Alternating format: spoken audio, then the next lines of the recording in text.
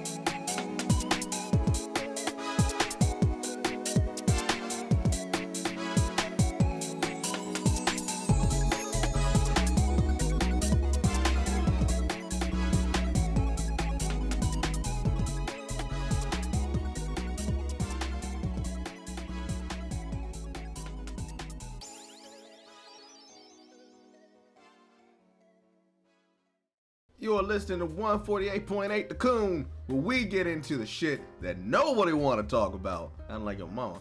I don't know what the fuck she did at the last fucking pot swap meet with a chicken salad. They don't want her back no more, bro. You're listening to 148.8 The Coon.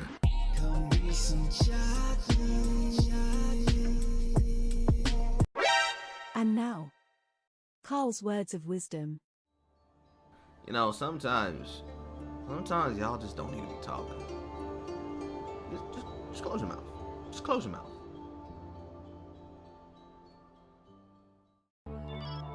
Seven time.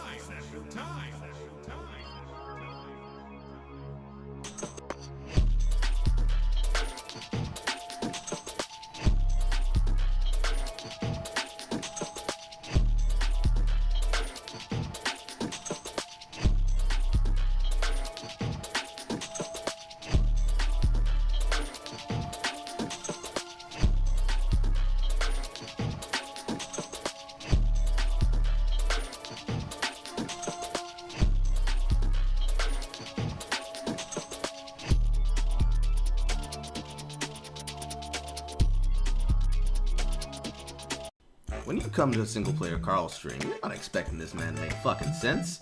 This man is completely fucking ignorant. Insane. Crazy. One could say that somebody let an insane asylum victim out and just simply start talking on the microphone.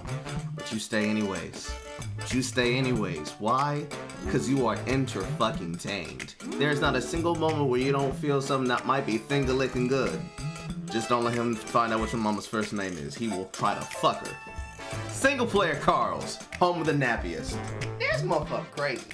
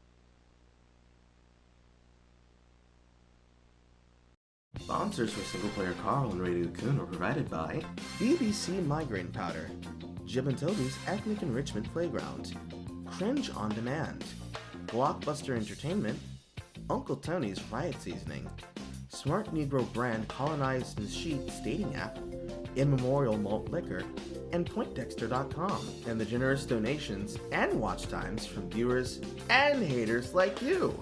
Thank you!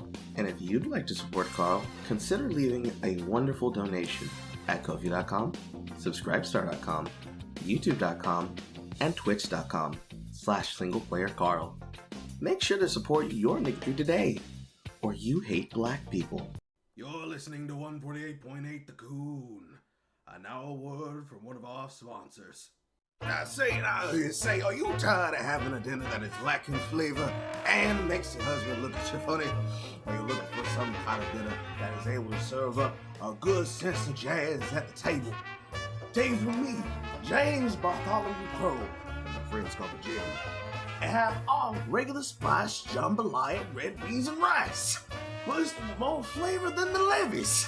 If you want to be able to jazz up your table, choose Jim Crow's tonight. Seven time.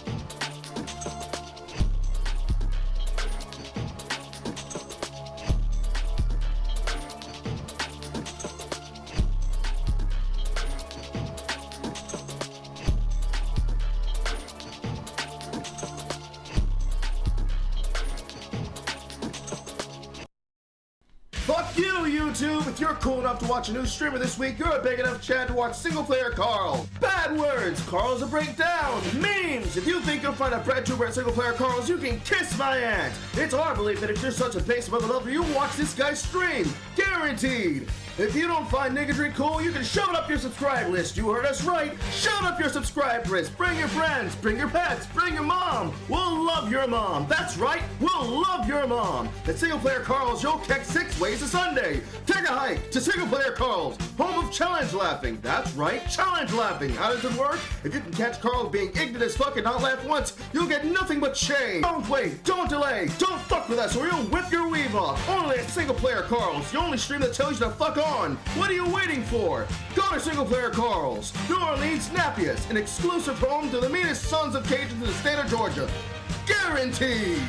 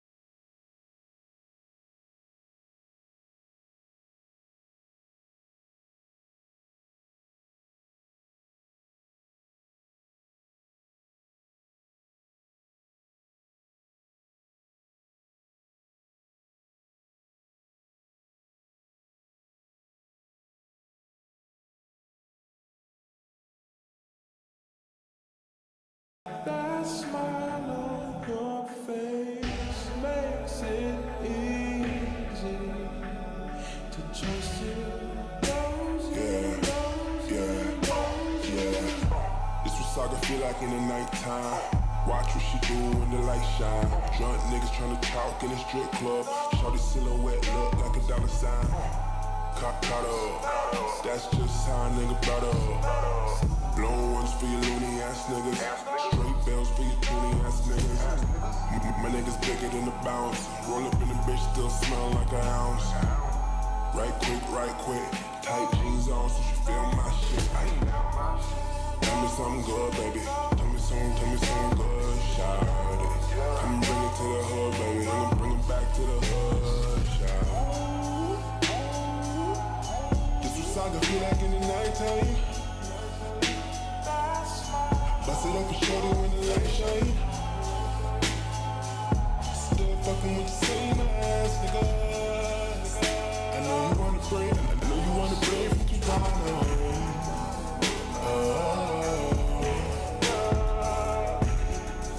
West side,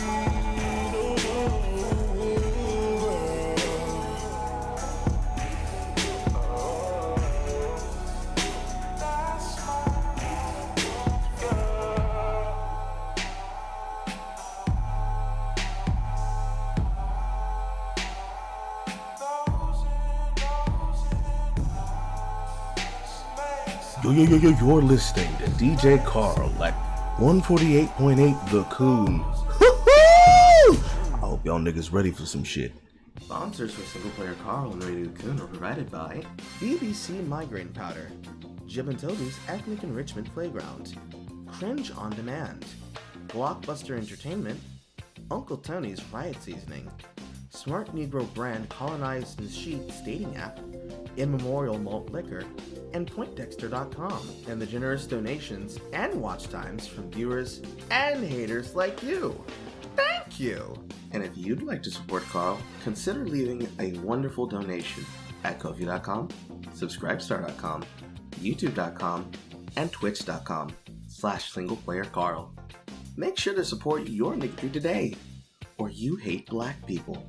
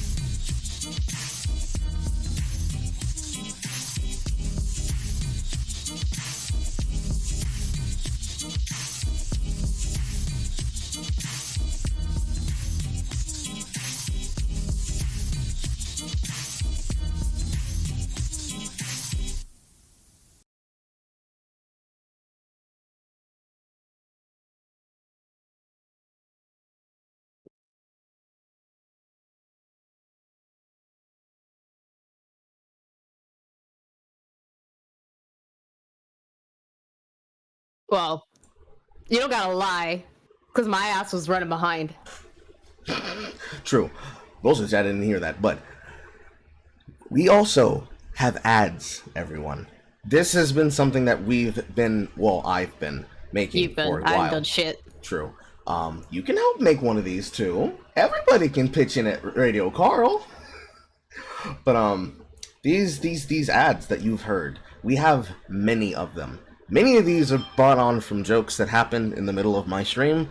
Many can come from versus chats. A lot of them have come from me just covering daily topics, but then a lot of them were also made at least 6-ish, 7-ish months ago when the idea came across to me when I was part of my Tuesday D&D campaign, Rolling the Isles. Unfortunately, I have to be the bearer of bad news for some people. I can no longer be a part of it. Unfortunately, fortunately, it's not because there's something wrong with it. It's that the supremacy of my jokes doesn't mend well with German laws.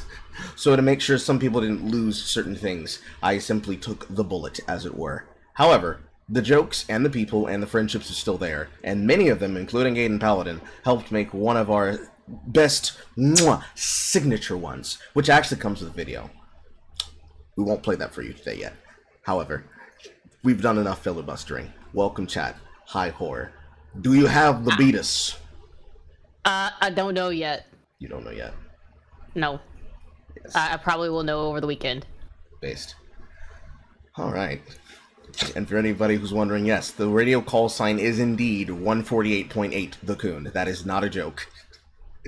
Why, Carl, did you choose those numbers? You guys know why I chose those numbers. I'm taking it back. You edgy bitch. I'm taking it back! But Carl, you know who it belongs to. Exactly! They can't have it! It's spoiled! It's mine now! It belongs to me! The future of the white children belongs to me! They will grow up nappy and able to braid hair. Anyways, we have a lot of news for you this week, and unfortunately, Baku will not be here for this week's show. He's got some things to do. He's got some side quests to finish. So it's me and Horror. Horror and me. Horror and me. Let us begin. What news do y'all motherfuckers need to hear this week? Well, I know that some shit dropped from Disney. Yes. Some rancid shit. Tell me about it.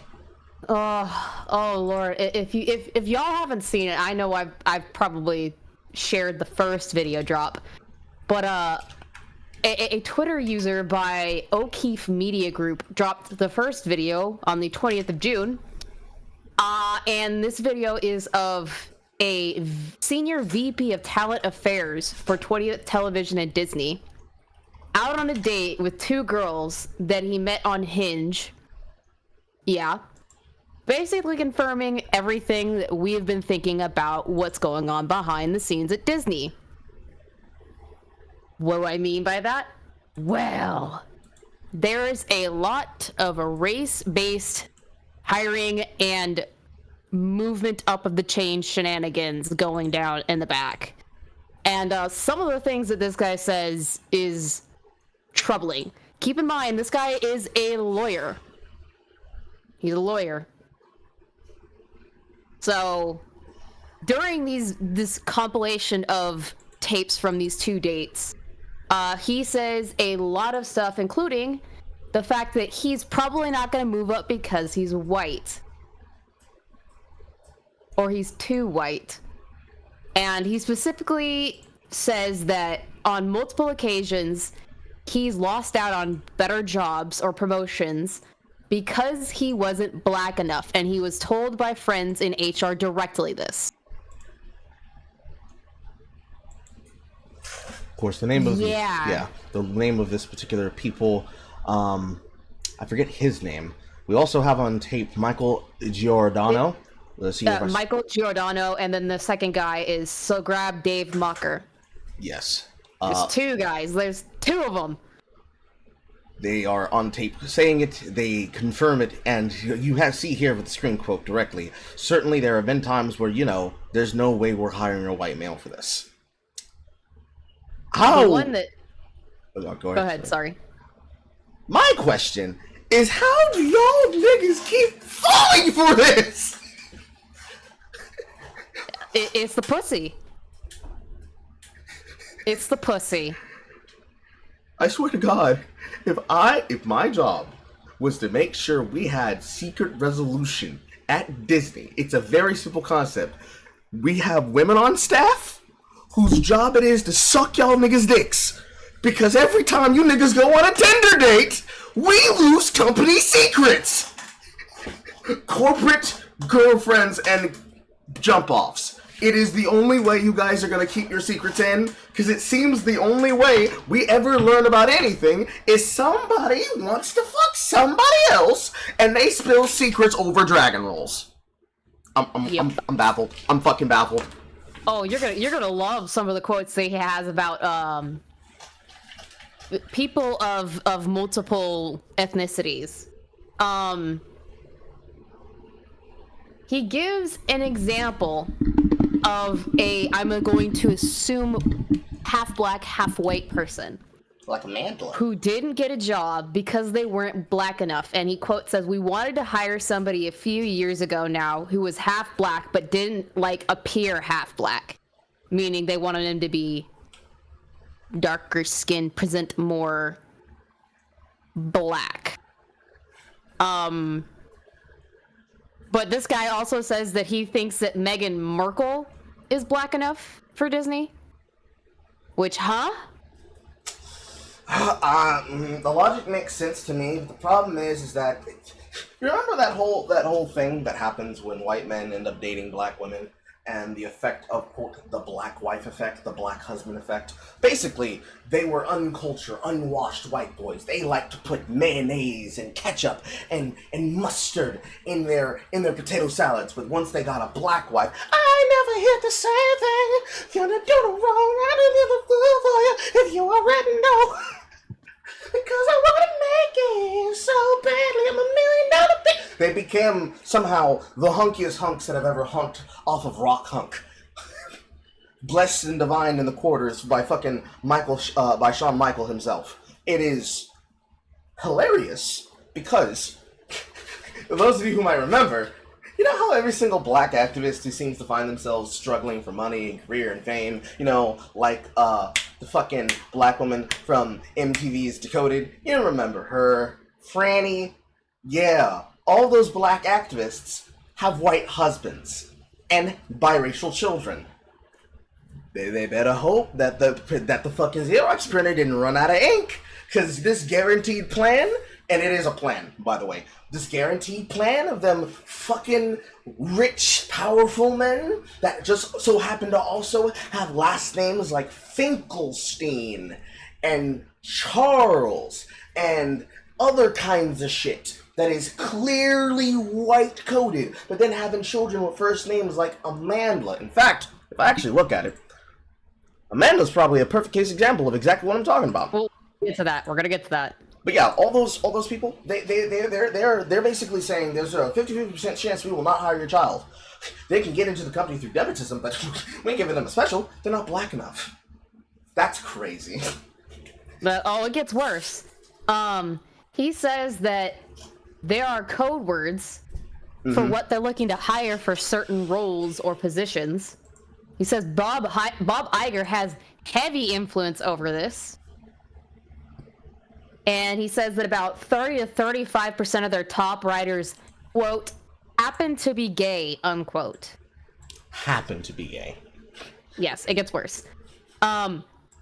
He says that this is done for financial incentive, and there are incentives given to those in HR and high-level positions for hiring and retaining black people.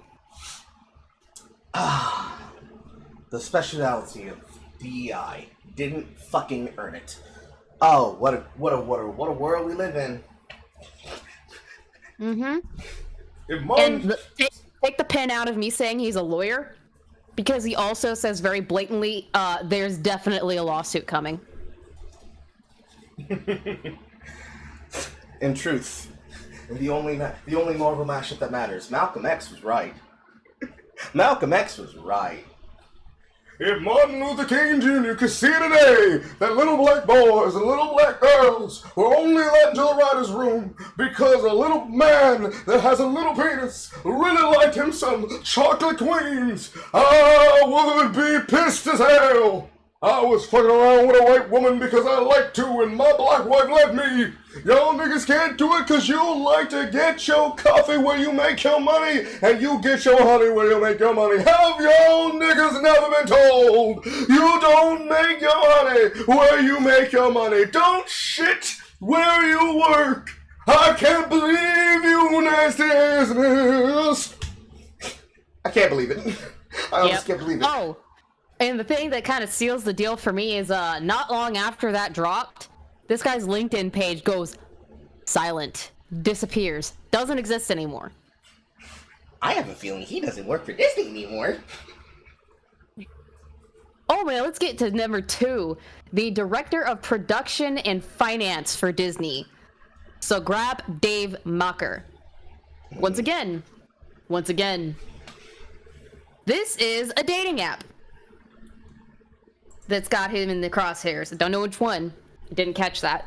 But he definitely starts out by saying that there is numerical data in spreadsheets that they keep at Disney that shows diversity hires going up.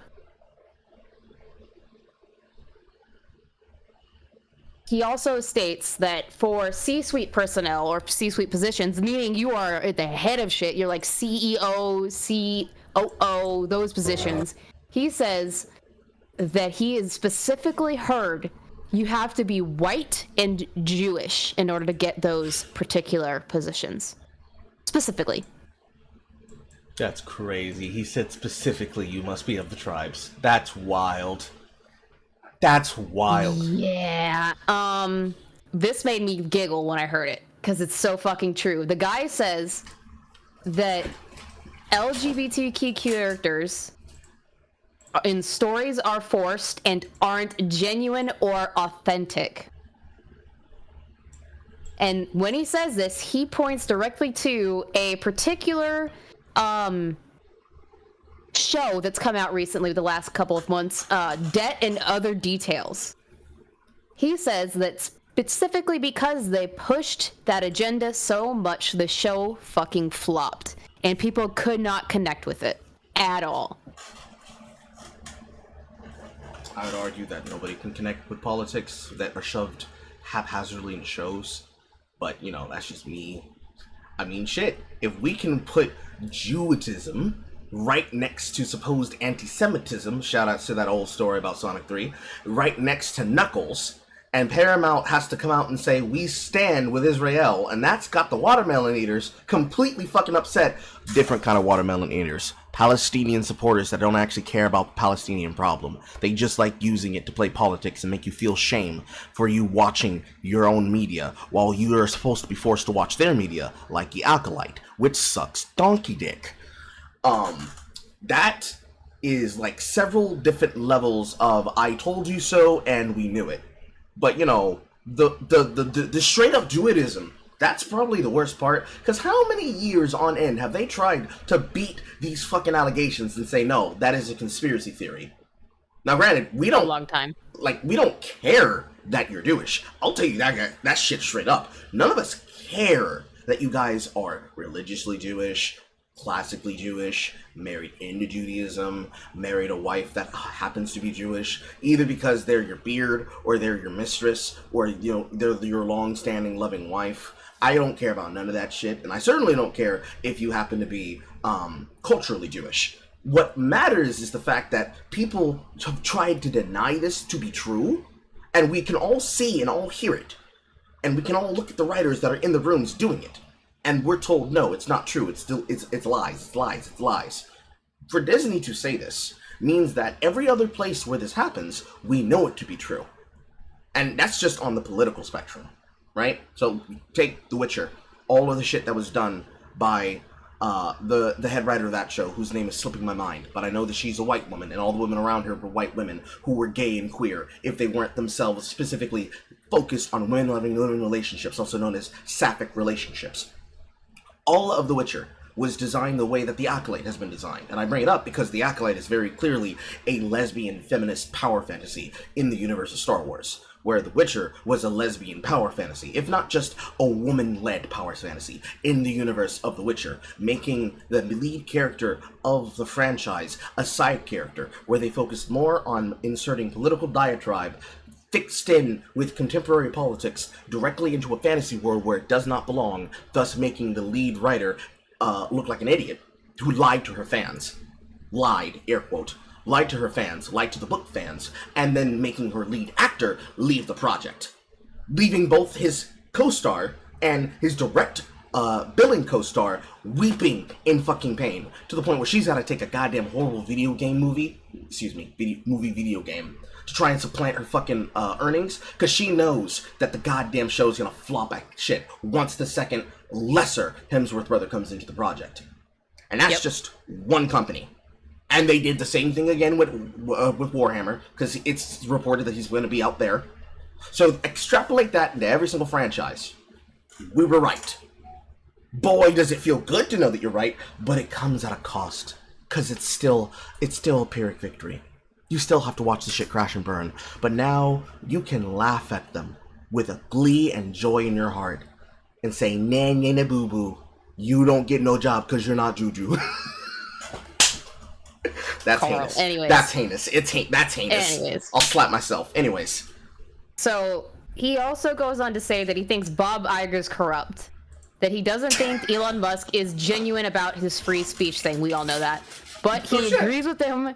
He agrees with Elon in saying that Bob Iger needs to get fucking ousted. Should have been ousted a very long fucking time ago. Yup. And the last thing I'll point out is a story he brought up about a particular rising star in Disney. He doesn't say a name, but he says there's this Hispanic Haitian woman that was rising very quickly in the ranks that eventually left because her ability to move up was limited by her being a woman, not being white, and not being Jewish enough.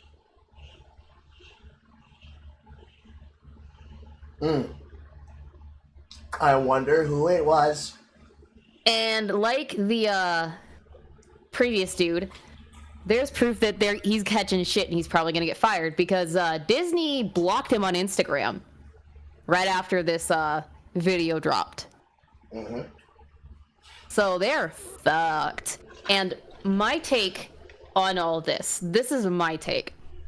I don't care if you put these types of characters in. Just write it fucking well. And you know when they wrote it well? Back in the days with Aladdin. Back in the days with Brother Bear. Back in the days with, Princess and the Frog.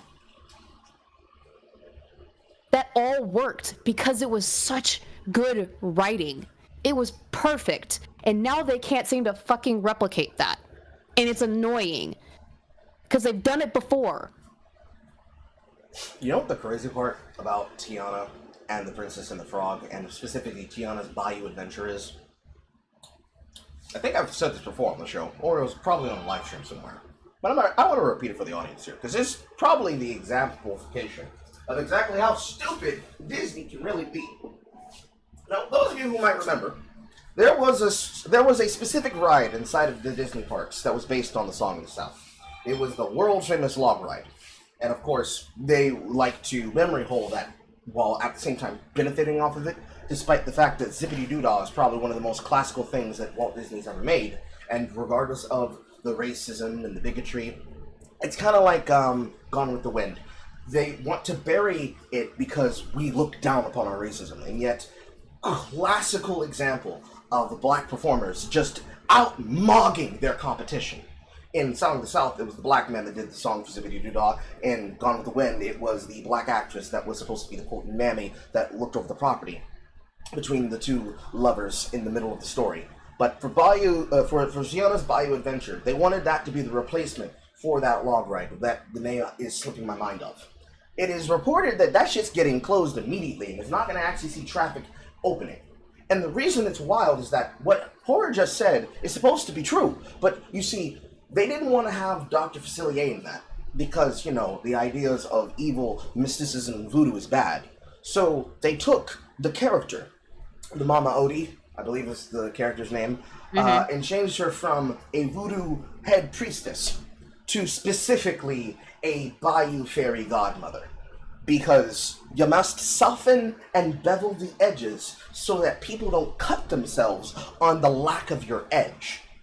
And I find that hilarious. And the reason I find it hilarious is that anybody who's ever actually gone to Orlando and has actually been to their theme parks, you know that that shit's on Main Street, USA.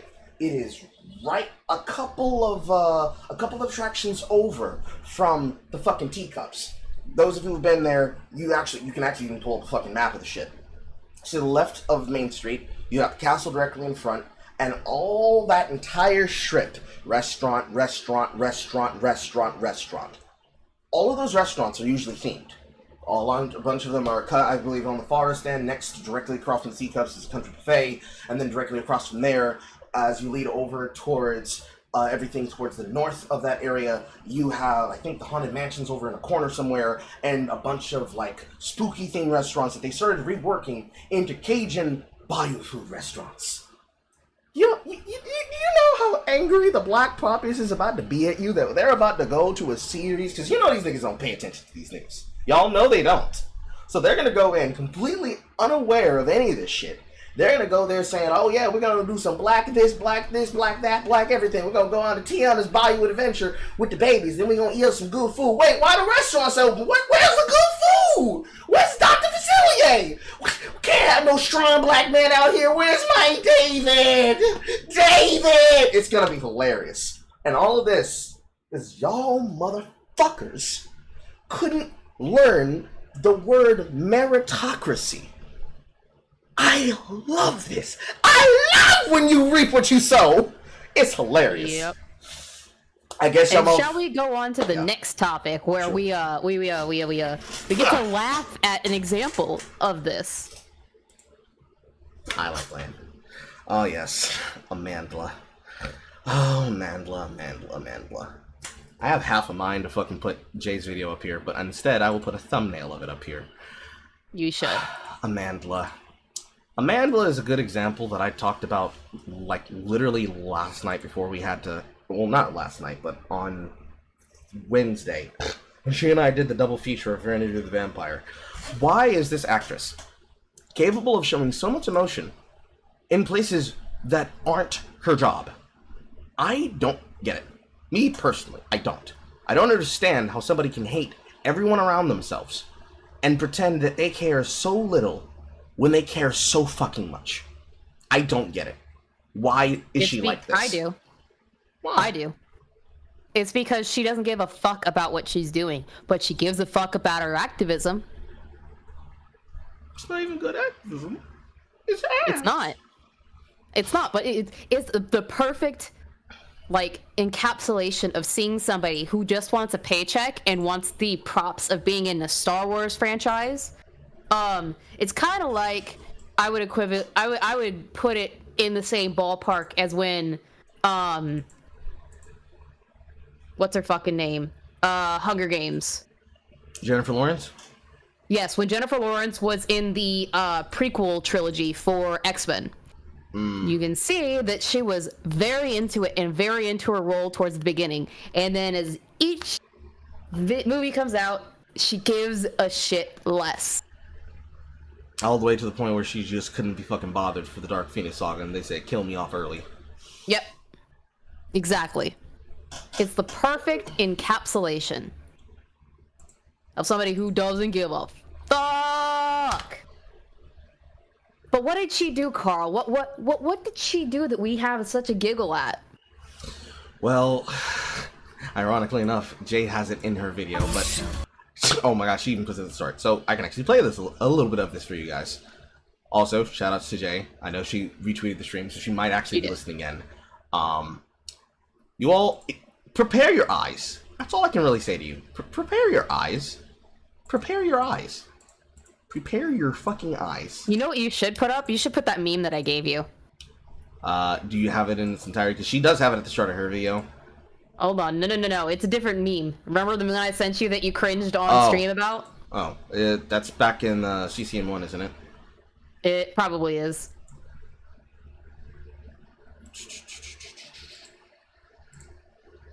God damn it, I hate Discord. If I click on it without opening the fucking chat, it pulls me directly in there. 1 second. Gotta go all the way back up. Here it is. Play that. Because it's fucking hilarious. Mm-hmm. Now, what is on the screen, chat, is actually some clips directly from Jay's video that actually has what is supposed to be the intended point, which is that Amandla, in all of her infinite wisdom, decided the smartest thing for her to do was to spend 72 hours, 3 days of her time, dressing up like a hoochie mama in a GTA game, to dance and sing and rap about how she doesn't care about the internet discourse about her, which is the opposite of what somebody does when they don't care about the internet discourse about her. However, what I'm about to play for you is what we decided to do here on the internet.com. And here on the internet.com, we like to fuck around and crown lounge. So, we did what we do best and we made a shit post. It's great. It's so great, Chad. It's so great. We didn't make it. We found somebody who made this brilliant shit. No, the internet made it. The internet made it. Yes, the internet made it. It's beautiful. Here you go, chat. 1 minute of joy. Tonight we enact a ceremony we have not performed since our exile. What the thread has tied together, no one can separate. Power one, the power two, the power of many. The power of many. The power of many. We were hunted, persecuted, forced into hiding. All because some would consider our power dark. We were on the brink of extinction. We were blessed with a miracle, the gift of life.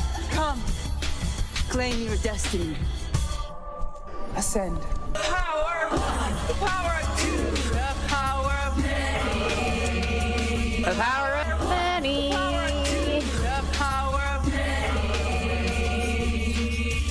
Tonight we enact a ceremony we have not performed since our exile. Why does that bang? Why does that bang so hard? Because the beat's good. However, the hyena giggle kills me. And more importantly, I don't know if that's her mating call. But I feel like that shit set us back further than any of the things I could say on this live stream, chat. Yep. It's very hard to make me feel embarrassment. Okay? That shit made my teeth itch. That shit made my teeth itch. So, the chat is probably questioning why we're talking about this. Well, here's the lore for you. That video was posted, the original video was posted on Juneteenth. Juneteenth. And because it is so memeable and hilarious, and her quote with it, or what she's saying with it, is so fucking funny that everybody has to react to it. But what is happening to the people that's reacting to it, chat? Hey, you guessed, chat? I promise your first 3 guesses might be right. I'll answer it for you so we're not waiting too long. She started copyright striking their videos. One in particular that caught my eye was from side scrollers. And Stuttering Craig posts up that his video going over it was copyright claimed. He also says that he appealed it, and no, she said no, I'm taking your monies. I mean, she needs it. Her show's about to get canceled. Nasty. Yup.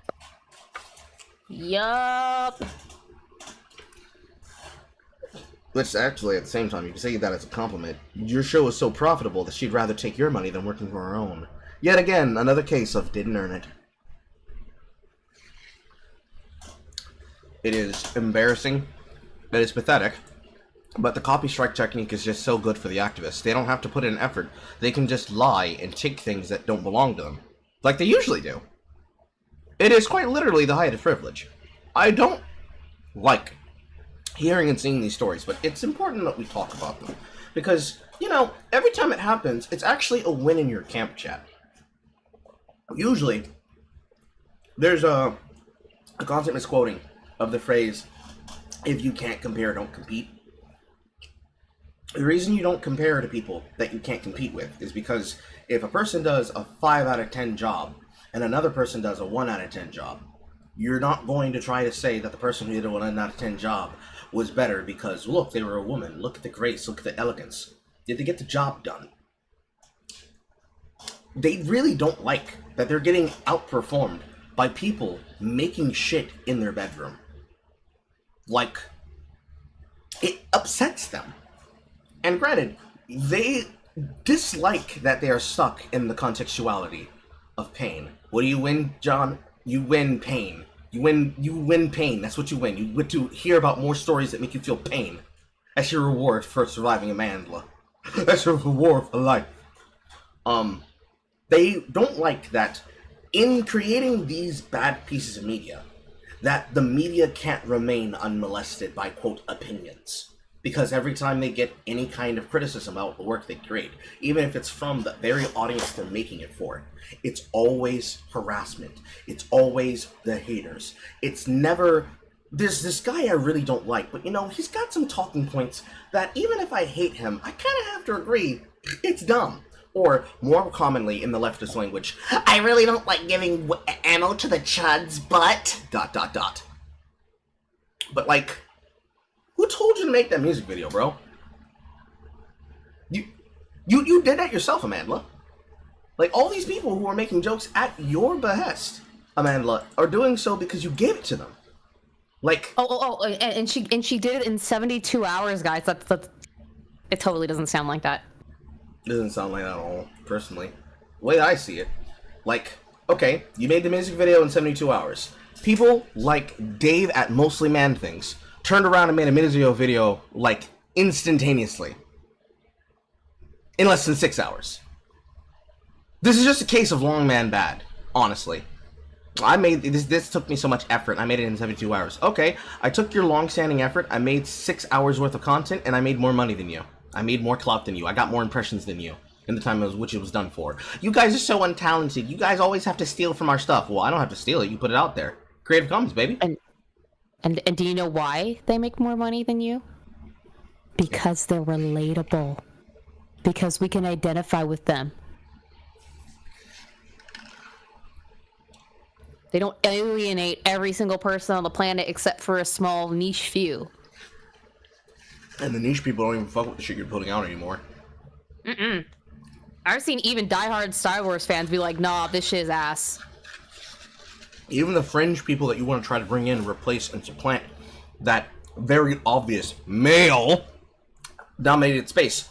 Even the people with it are like, bro, I can only have fun if I see the chuds suffering. The chuds don't even care, so why are we even doing this? Yep.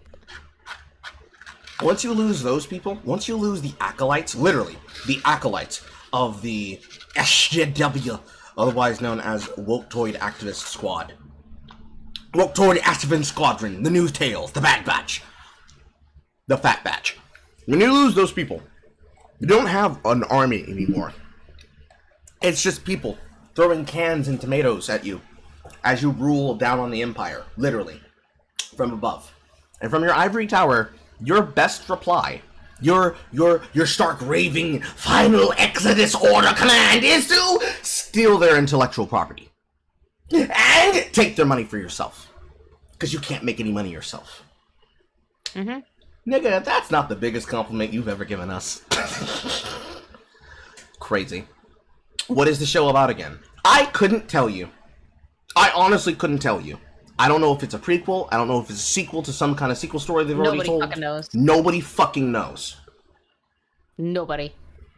At least with the case of The Mandalorian, Andor, and the Book of Boba Fett, you could say it's about the continued stories of this character that nobody really gives a fuck about. This show, I couldn't fucking tell you. I haven't touched it. I don't fucking know. The best I can tell you is that it's a lesbian space fantasy. A lesbian space fantasy. Millions of galaxies and urethras far, far away.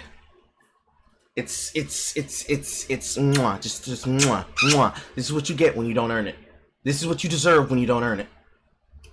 So why don't we go from something that's making us giggle to something that's probably gonna piss us the fuck off? I would piss you the fuck off more than anything else.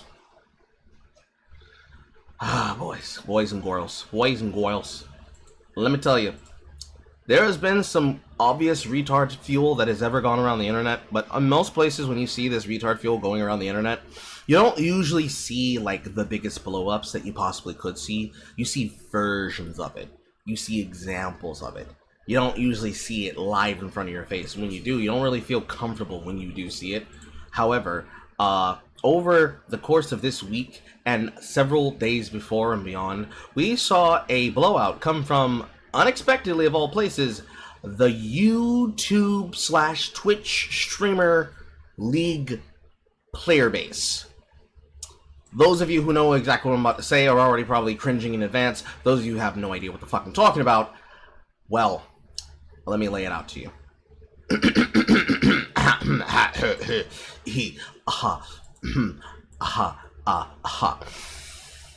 So, there was a couple by the name of Dantes and Laura. Dantes, known as probably one of the more top ELO streamers. ELO being the rating system for the latter that is judged upon what is called solo queue inside of League of Legends. Basically, every single system has a system of measurement, and the measurement system that they use in League of Legends for Riot Games is ELO. There are several divisions, from Iron all the way up to the highest top percentage of the 1% being Challenger. Not accounting for Smurf accounts, this means that from the bottom to the top, these are supposed to be pound for pound, basically heavyweight championship players. We're talking Floyd Mayweather levels of power, Mike Tyson levels of power, Montoya levels of fighters, boxers, etc. But they're league players. They usually specialize in a type of champion or a type of role, but ever so little amongst them is a concept known as the one-trick pony, which basically means this is my champion, I only ever play this champion. If this champion ever gets banned in queue, I will either dodge the game or I will play one of my fallback pocket picks. When I say to you that League used to be one of the greatest games in existence, I would not be lying, depending on the era of League we're talking about. Riot Games has always been corrupt, but for the most part, people going through college like myself, they grew up with these people. A lot of like the big greats, all the oldies that have now retired or are still performing in the circuit. Especially those of you who are actually been familiar with the Ari skin debacle, the $500 Ari skin, which is taking advantage of Lee San-yok, better known as SK Telecom One's. Yeah, I'm getting there. You're losing the audience. They don't understand anything you're talking about. I'm getting there. They are people who started playing League when it was non-existent. Dantes is one of them. Got a girlfriend, name is Laura. He wanted to put his League career ahead of Laura. Let me get to the video. So there is... Only need to really look at the screen itself because I can summarize all this for you myself anyways.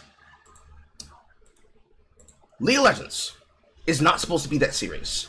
What ends up being serious is the drama around the game itself. In this situation, the entire internet decided to have an opinion about her and him, which I find to be cringe. I don't know why motherfuckers are pocket watching somebody's relationship that fucking hard to use it as a justification to project themselves on other people. Point is, he and her were in a relationship and they broke up. He wanted to put his elite career ahead of everything else. While I might think that's fake game cringe, that's his choice. But he made that choice. Now I have to explain this to you, and I tried to explain all that, to set up the problem here, okay? Because this is not the full story. The story gets dumb, and it gets ugly, and more importantly, gets shameful and embarrassing for one particular person really, really fast. But that's the build-up concept here, okay? Boy meets girl. Boy is an autistic, yelling, scream king that likes playing a big horse. He wanted to put his career before her, but he didn't do it selfishly. They came to a decision amicably, and they made the decision amicably. It was open shut, that simple.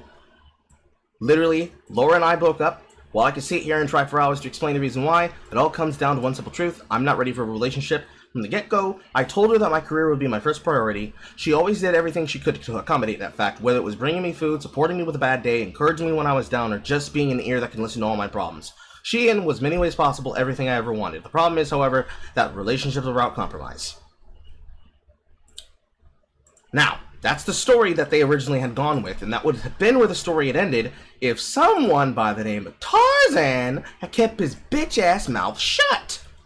Who's Tarzan, Carl? Well, you see, Tarzan is a friend, air quote, of Dante's and most of these big streamers. He himself is also a one-trick. He's a jungle main. Dante's himself is also a jungle main. Something about jungle mains is that they're usually seen as unhinged and psychopathic. Before I show you that, though, They are. yes. Granted, if you've seen me play League, you've heard me play League. Anybody who's ever heard or seen me and Marcus, whether we're in the Gateway or in my server play League, it's a game that requires timing, communication, and setup. One person deciding to not play the game and ignore you is going to drive you insane. Now imagine there's 4 players on your team doing that, and you literally cannot do anything at all because they won't play the game. They won't listen to your calls, they won't listen to you telling them, I'm warning you, he's coming for you, walk away, and they decide, no, I heard you tell me that he's coming, but I decided I'm gonna just go face check this brush real quick. I'm gonna make sure! It's gonna drive you mad. Now, before I show you what he said, let me show you Laura's opinion about their breakup. Dante girlfriend Laura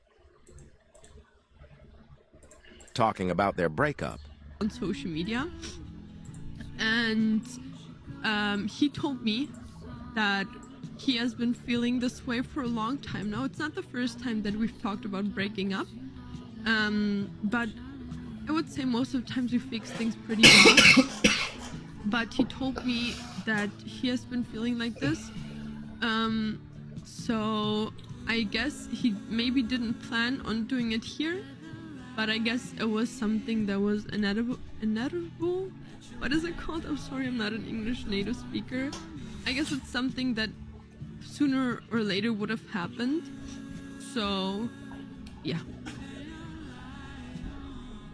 Just go out of a heartbreak, the feeling of still loving someone, yeah, it's hard.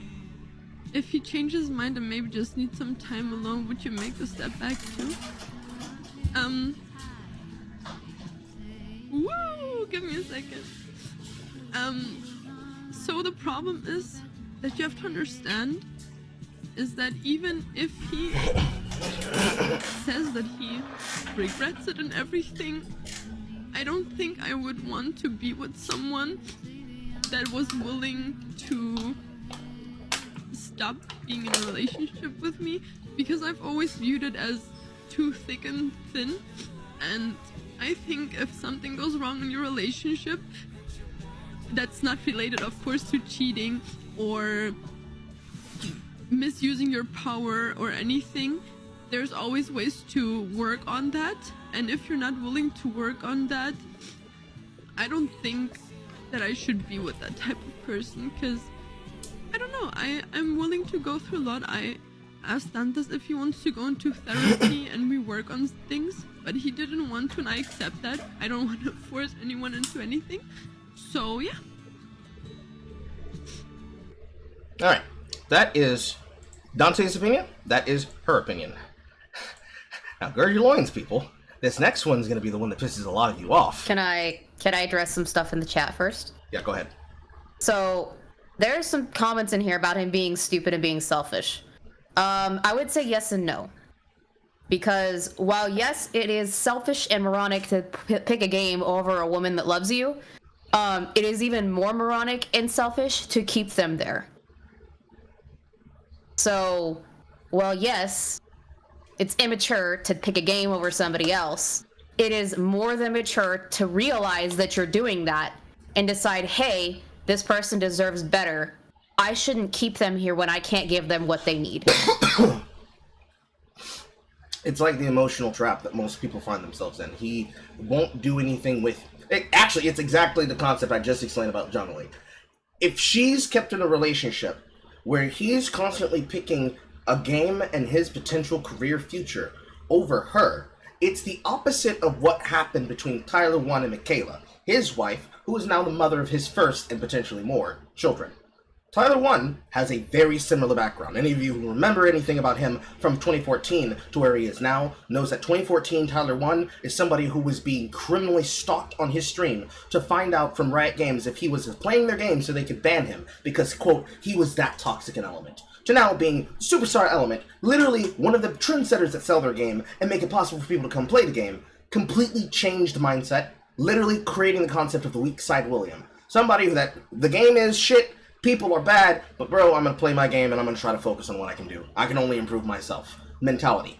To the point where he did all of that and went through all of that with Michaela and then had his kid. So you have one side of the spectrum, which is Dante, and then you got people in the middle, which is pretty much all of the League community. You've got your Blinks, you've got your I'm a Cutie Pies, you've got your I Will Dominates, names that you're gonna see again very quickly. You got your Sneakies and his butthole, and him constantly cosplaying as a femboy and girl characters. You've got Medios, his best friend / boy toy. You've got Power of Love, Power of Evil. You've got Hanser, you've got Broexa, and of course Aloise and Minish Cap and the rest. All the people who stream in every role across the game. And then you have Tyler 1, who stands usually above because he's actually got a loving relationship with a wife that cares about him. Him and Rist, I think, are the best case example. And his wife is Asian. And that motherfucker plays Garen. He is a sociopath enough to try and innovate for 10 years of Garen. However, I digress. That was their opinion about their breakup. Tarzan, the personal friend of Dante's, decided it was his responsibility to publicly go out and call him, quote, a man, and say, hey, you want to be a man about it, right? You should tell everybody the whole truth. And he decided to publicly air out shit that was not his business to say, to boost himself up and to create drama to bring people to his stream. Because after he said this particular clip that I'm going to play for you from the beginning of this video, he then proceeded to try and full clear a game of Nocturne Jungle as though he did not just say some extremely deranged shit. That being, Laura, early in the beginning of their relationship with Dante's, had a pregnancy, but it was an ectopic pregnancy. That means an out-risk one that is going to kill her if she doesn't abort it. Had to go out of country to her family to have a secret abortion, and outed all of this shit, apropos of nothing, for no other reason than to just drop a fucking nuke, and then laugh about it. Okay. This clip It's your motherfucking business. It ain't any of our motherfucking business. This clip comes directly from Dom himself, live on his stream as he covered it before he started looking at the LCS finals for what he was co-streaming that week. Literally right between a game between ADS and I forgot that team's name because their logo's fucking stupid. 1 second.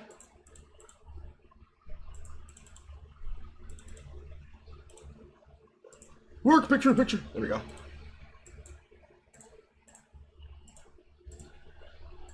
Let's talk about the situation.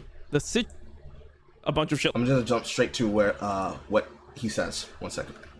Did a stream where he like called Tarzan disgusting and like a bunch of shit like that. Didn't really leak anything about Tarzan, just talked about Tarzan's character, and as a response, Tarzan thought that it was a good idea to go on stream and drop a nuke.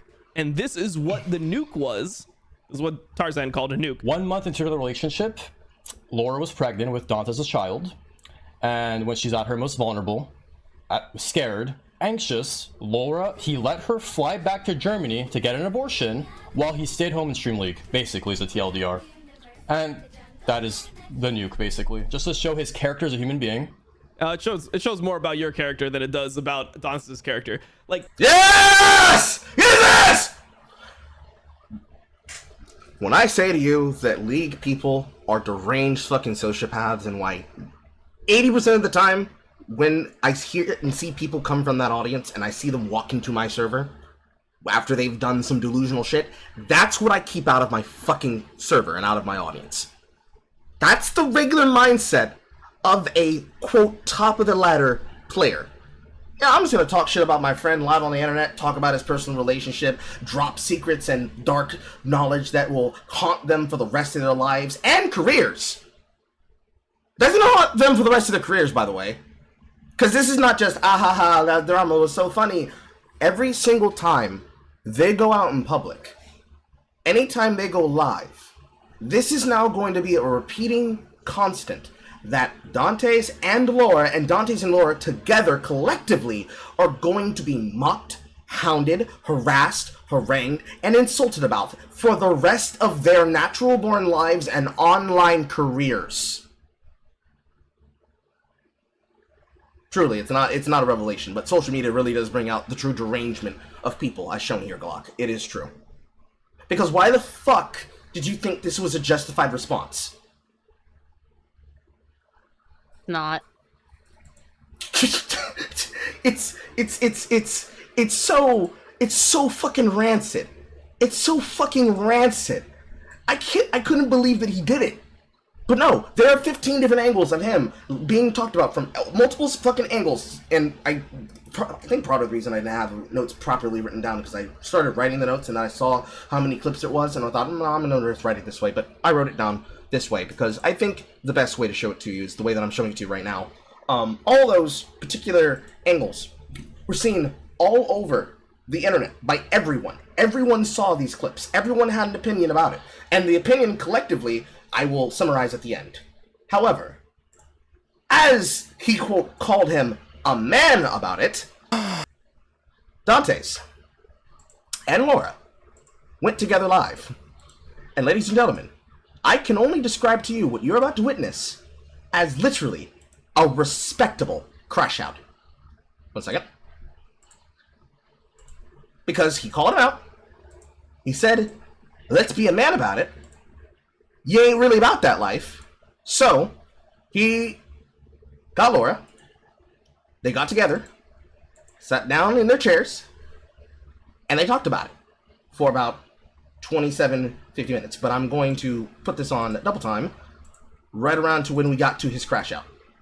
I believe his crash out somewhere towards the end. Yes, his crash out's toward the end. But I want you guys to hear and see from their words themselves.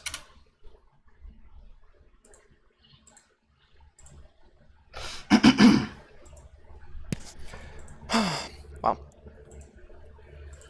So anyways, I think what I'll do is I'll just give Laura the ability to talk first, right? And then afterwards I'll kind of like take over. Can I put this on that side? Yeah, sure.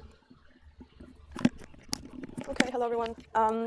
Yeah, I don't want to make this a long thing or anything, because right now I think the last thing I want to do is actually be live. Dantes and Tarzan have their little boy fights again, and I was dragged into it. I really do not give one single fuck what they're doing.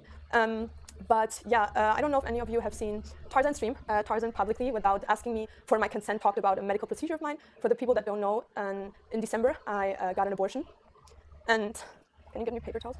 And so what happened was that at the time where Dantes and I met, I wasn't on birth control just because I suffered from depression from it. I guess a lot of girls that have taken the pills or anything know that they can affect their mood and anything. And yep. So what happened was that I've been in over, I would say almost 6 years in relationships with different partners. Like one was 4 years, one was almost 2 years, and the other one was a bit shorter before meeting Dantes. And like you do that with a partner, I didn't use protection and I never got pregnant or anything. So for a long, long time, I thought I was infertile. So when I met Dantes, I told him about it and I was like, well, over years of being sexually active, I never got pregnant. So what are the chances, you know, that you meet someone new and are sexually active with them and then something happens?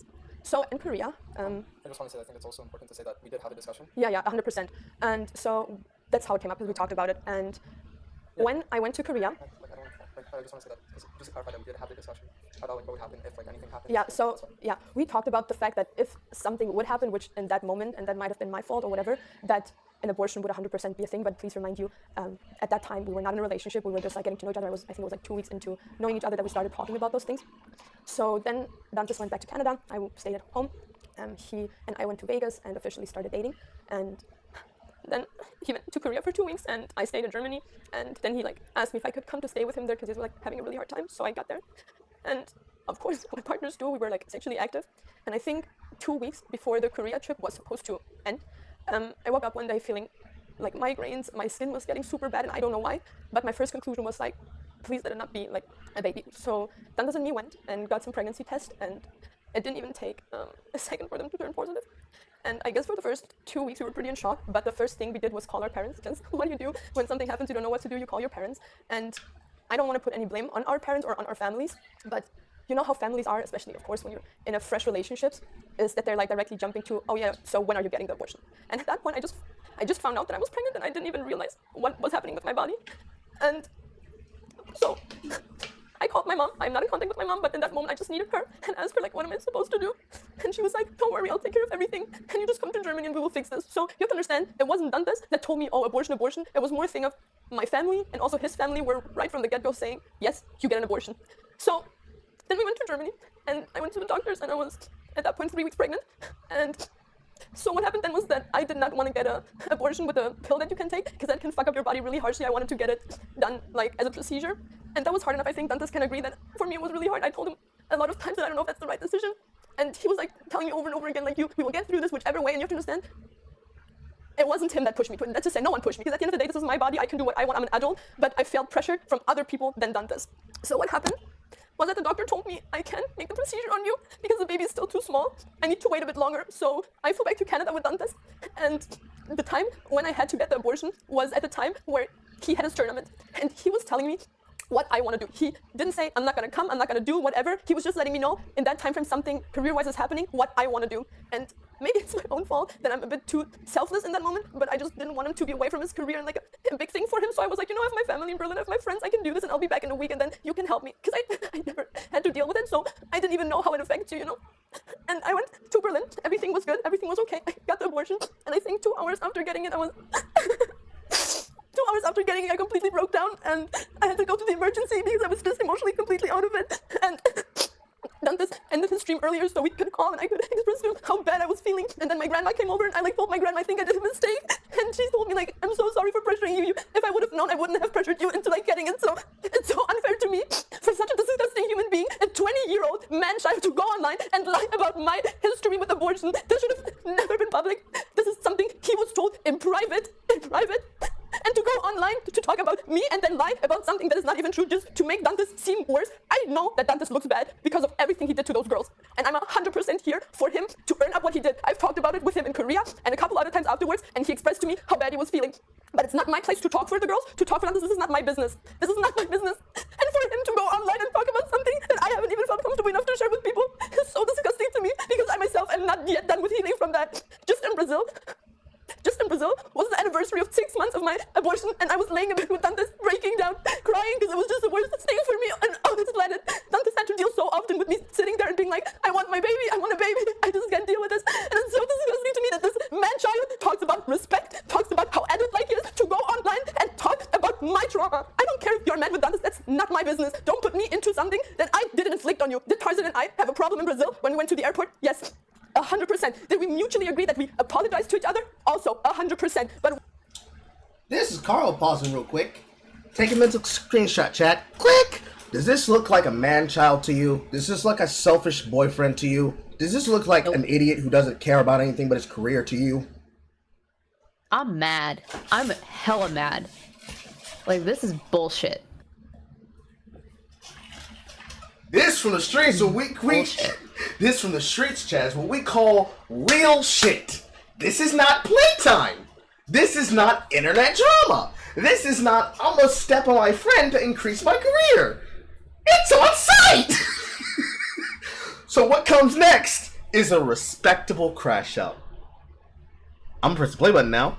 I ain't gonna talk no more. Why do you have to push me into something and not just not ask me for the permission, but also lie about it? How disgusting must you be? And I'm not blaming these girls going there because I understand that they want revenge. They want to feel better about the fact that Dantas did shit to them and want him to feel bad for it. That's not my business, and I will not stand here and be like, oh yeah, you here, you that, because I've been the first one to tell him, you fucked up and you gotta earn up to it. But for these girls to still go online, talk with this man on live stream while they're girls and knowing what he does to other girls, talking about their drama and so much more things, this is so extremely disgusting to me. Really, I found it so funny that this man in Brazil literally was sucking my cock, being like, you're the best, Laura, thanks for cleaning, thanks for cooking for us, even going on streaming like, oh yeah, Laura's a real one for doing this. When we went over to his place after he got broken up with Troll before Brazil, Laura, thank you for being such a good friend, you guys are so perfect. And as soon as something doesn't go the way he wants it to, you're an enemy, and everything you've told that person in private is now something that they can use against us. Why the fuck would I not tell someone that I trust my private matters and saying, oh yeah, it has to be said? No! It has to be said that Dantas fucked up in the past and has to earn up to it. But what doesn't have to be said is my issues that I had privately about my body, about my mental, and taking all this big drama, the nuke he wants to drop, on who did he drop it? Not on him. Because at the end of the day, what he says that Dantas pushed me into anything isn't even true. And second of all, now the hate is not going towards him. I'm now the one to be blamed for this. And this is so disgusting to me. Yeah, no, it has to be said. Not from you. You were not the one in the place to talk about this. It was either been me or Dantas, but not this man. And not in combination with him playing girls. Because what the fuck does him in his past playing with girls' feelings have to do with my abortion? Now, I've literally done nothing but tell Dantas from the get-go, I don't want this relationship publicly. I'm a girl, I'm in love with a streamer, this is not gonna end well for me. Dantas told me he wants to show me off, he wants me to show him off, I respected that. Because normal couples do that, but we're in a different setting. I never wanted for Tarzan to talk openly about our private matters that we had at the airport. He chose for me, against me, to talk online about it. Then we talked in private, where he multiple times refused to talk to me as an adult that he is, to not talk with me, until I literally had to beg for this man just to listen to me. Then I apologized to him, because after what I found disrespectful to say to me, if he says that's a joke, or whatever, I don't care. I found it not funny, I found it really disrespectful, and for a fact I know that there were 3 other people at the desk that see it the same fucking way. So then I apologized for acting emotional and I said something that I shouldn't have said. He apologizes to me being like, you know what? You were right, like I shouldn't have said something. And I didn't have any problems with him. I didn't go online and inflicted myself into their drama. Nothing. Did I clear up things about me apparently flirting with this man, me apparently hating on him, trash talking him, which is all bullshit? Of course I cleared it up, but I never talked about his private life. I never talked about his private problems or anything. And for this man, with 29 years, talking about he wants to find the one, he wants to find a wife, he wants to have children, to talk about me, and other adult that went through something that literally brought me till this day, is the most disgusting shit ever.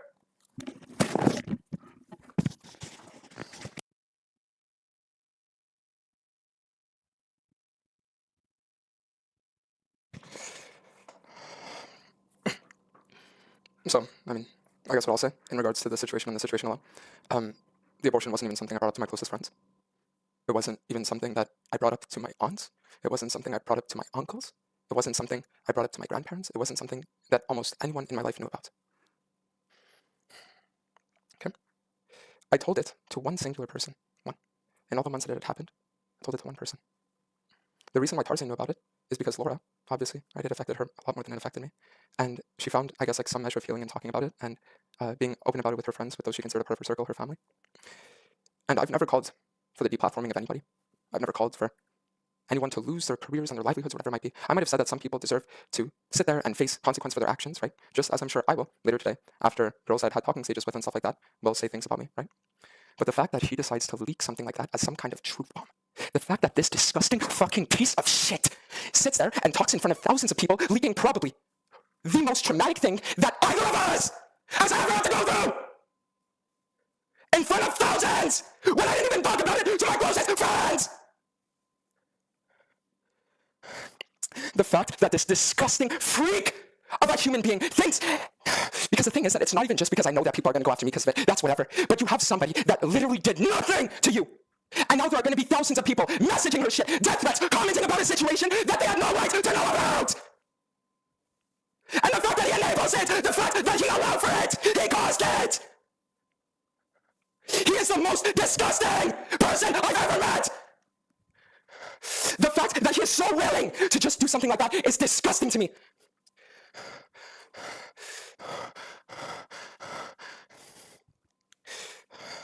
And then for him to sit there on his stream and to insinuate about me that the reason why I broke up is because I wanted to hoe around or things like that, when the truth is that since me and Laura announced a breakup, we've still kept contact.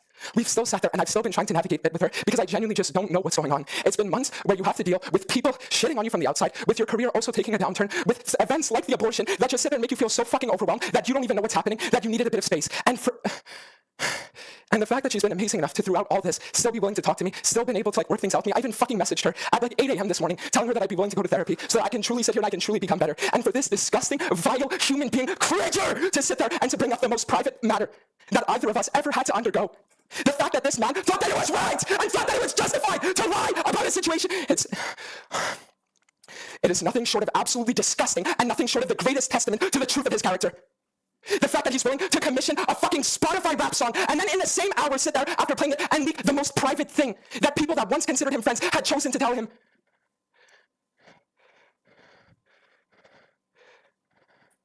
Anyways,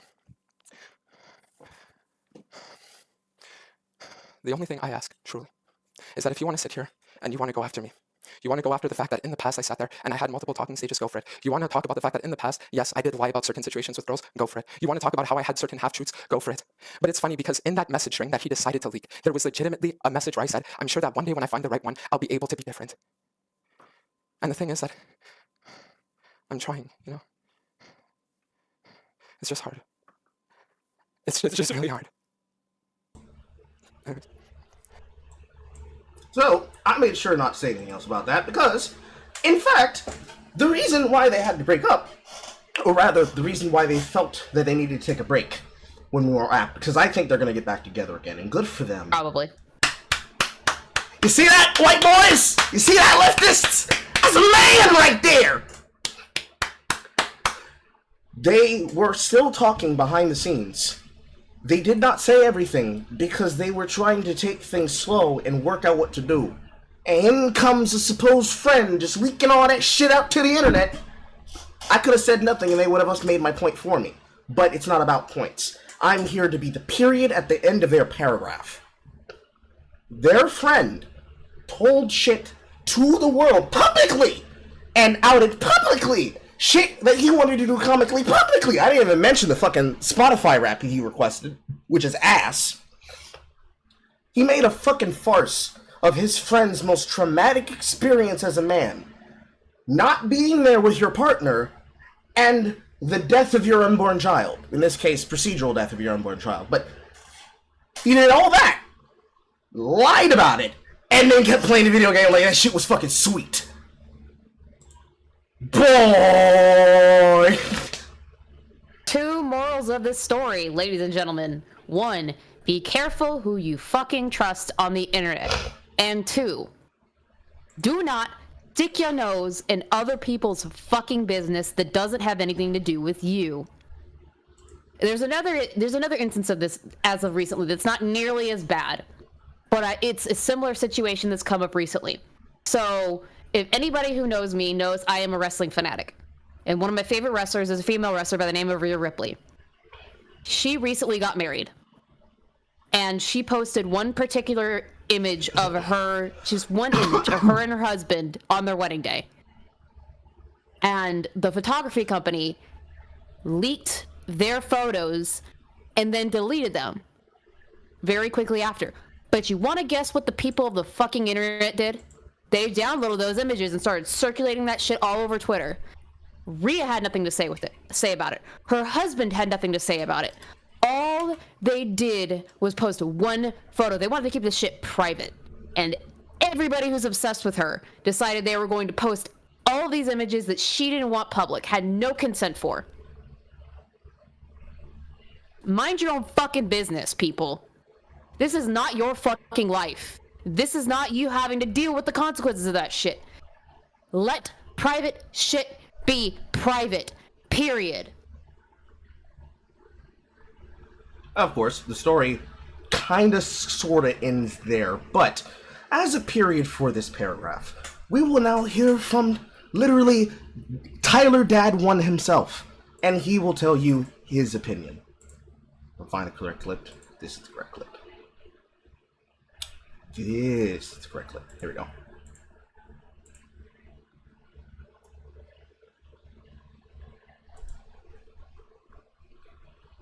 I'm on YouTube. So let's just lock it in. Let's end the week with a bang, 15-0, and we'll see how. There we go. Set up this in one. And stream, change window, picture in picture, and picture in picture.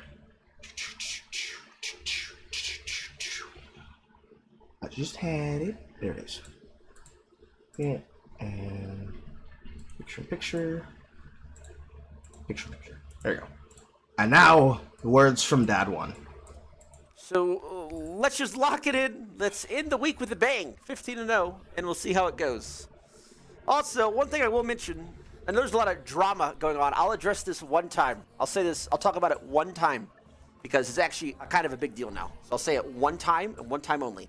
And I know it's early in the stream, so I'll say it, and then people will come in like 2 hours and be like, "Yo, what do you think about this, Tonka T?" Unfortunate. They can watch the clip. Bro, I'll say one thing. Tarzan's an idiot. You can't do that. You can't do that, bro. It's like one thing you don't do ever. That's such a stupid thing to do. You can't ever do that. It's nobody's business but their own. It's kind of like, so I get actually relatable, actually, because me and Kayla had the ectopic, and it's not technically what happened, but it's, you know, it's pretty close. And in some places you can't even. Kayla had the ectopic pregnancy, and some places, hospitals in the U.S. don't even cover it because it's too close to abortions or whatever. So they won't even save your life sometimes. You have to go like somewhere else to get it taken care of. It's like wild, whatever. All I know is that stuff does more, like, it weighs on you. Things like that weigh on you more than anybody who's never experienced it could possibly imagine. Both on the female and on the guy, like more than anybody could ever. I couldn't even. If you've never experienced it, you have no idea what it's like. But it's not like something that you just do once and it goes away forever. And again, I'm relating this to Kayla's ectopic. And when it happens, I swear to God, it breaks things inside your brain. Let me tell you a story real quick. I know we're getting off tangent, but ever since Kayla had her ectopic, like my brain's been, even after we've had Sailor, beautiful, love her, amazing. But when that happened, like with that first like 2 weeks it happened, bro, it literally breaks your, I swear to God, it breaks your brain. And like that's when for instance, I stopped lifting so heavy. And honestly, I haven't gotten back into lifting ever like I did before it happened, which is like, why did that happen? Why is that like one of the side effects of that happened? It's weird, right? I still lift, but not nearly as hard. It took like something in my brain like changed, I don't know. And then also, you like want to do everything you can to forget about it. Like that's when I actually started playing chess for like 17 hours a day because I wouldn't play and you would like start thinking about it again. Over and over, like, and it, like, you just re-queue in chess, you don't gotta think of all you think about chess, so it like kind of like locks you in, you know what I mean? People don't understand. It's the same thing with what happened in their situation. Like that's something that, dude, it's a big deal. It's actually a big deal, but it's nobody's deal except for their own.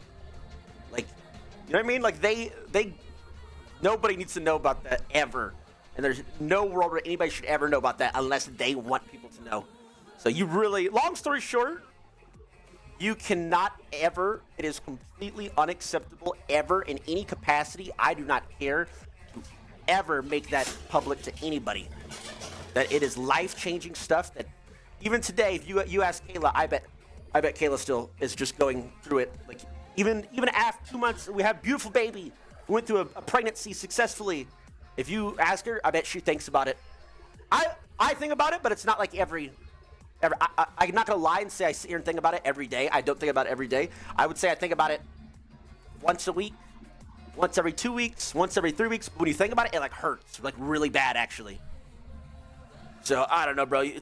Long story short, Tarzan cannot say that. It's an unacceptable, and whatever those guys are going through, I don't know anything else about the drama, but I hope everything gets better, and I hope it's all good, and I hope I hope eventually they do get over it, because I bet they're going to get shit on now for it as well. And I can't imagine how that's going to feel, but yeah. So that's the only time I'm going to address that ever. Okay? We're moving forward amicably. Let's proceed amicably. Get the fuck up, locked in, ready to go. Set the tone for the day. Last thing I have to say about this story actually comes from one of the comments directly underneath this video. And that comment reads, "Crazy how the most toxic man in the old league is now the most mature one in new league." It's crazy. Because usually when you think of streamers, we're entertainers at the end of the day. Some of us are more public than others. Because some of us have either one, decided to walk that line, or two, prefer it the way that we prefer it. But nigga, when I tell you I'm not gonna see the inside of a jail cell, bro, if that were to ever happen to me and my partner, my child's gonna have me in the house. They ain't gonna find you, okay? They ain't gonna find you. It's that real. I feel everything Dante's feeling, because that's just not a joke. It's not a game. If you learn nothing else from these stories, chat, that's wild. And you can't even say, oh my god, it's so wrong, because even the most toxic man in all of gaming existence agrees and says Tarzan's full of shit for that. Back to you, Horror. Yep. So, going on to even more infuriating news, I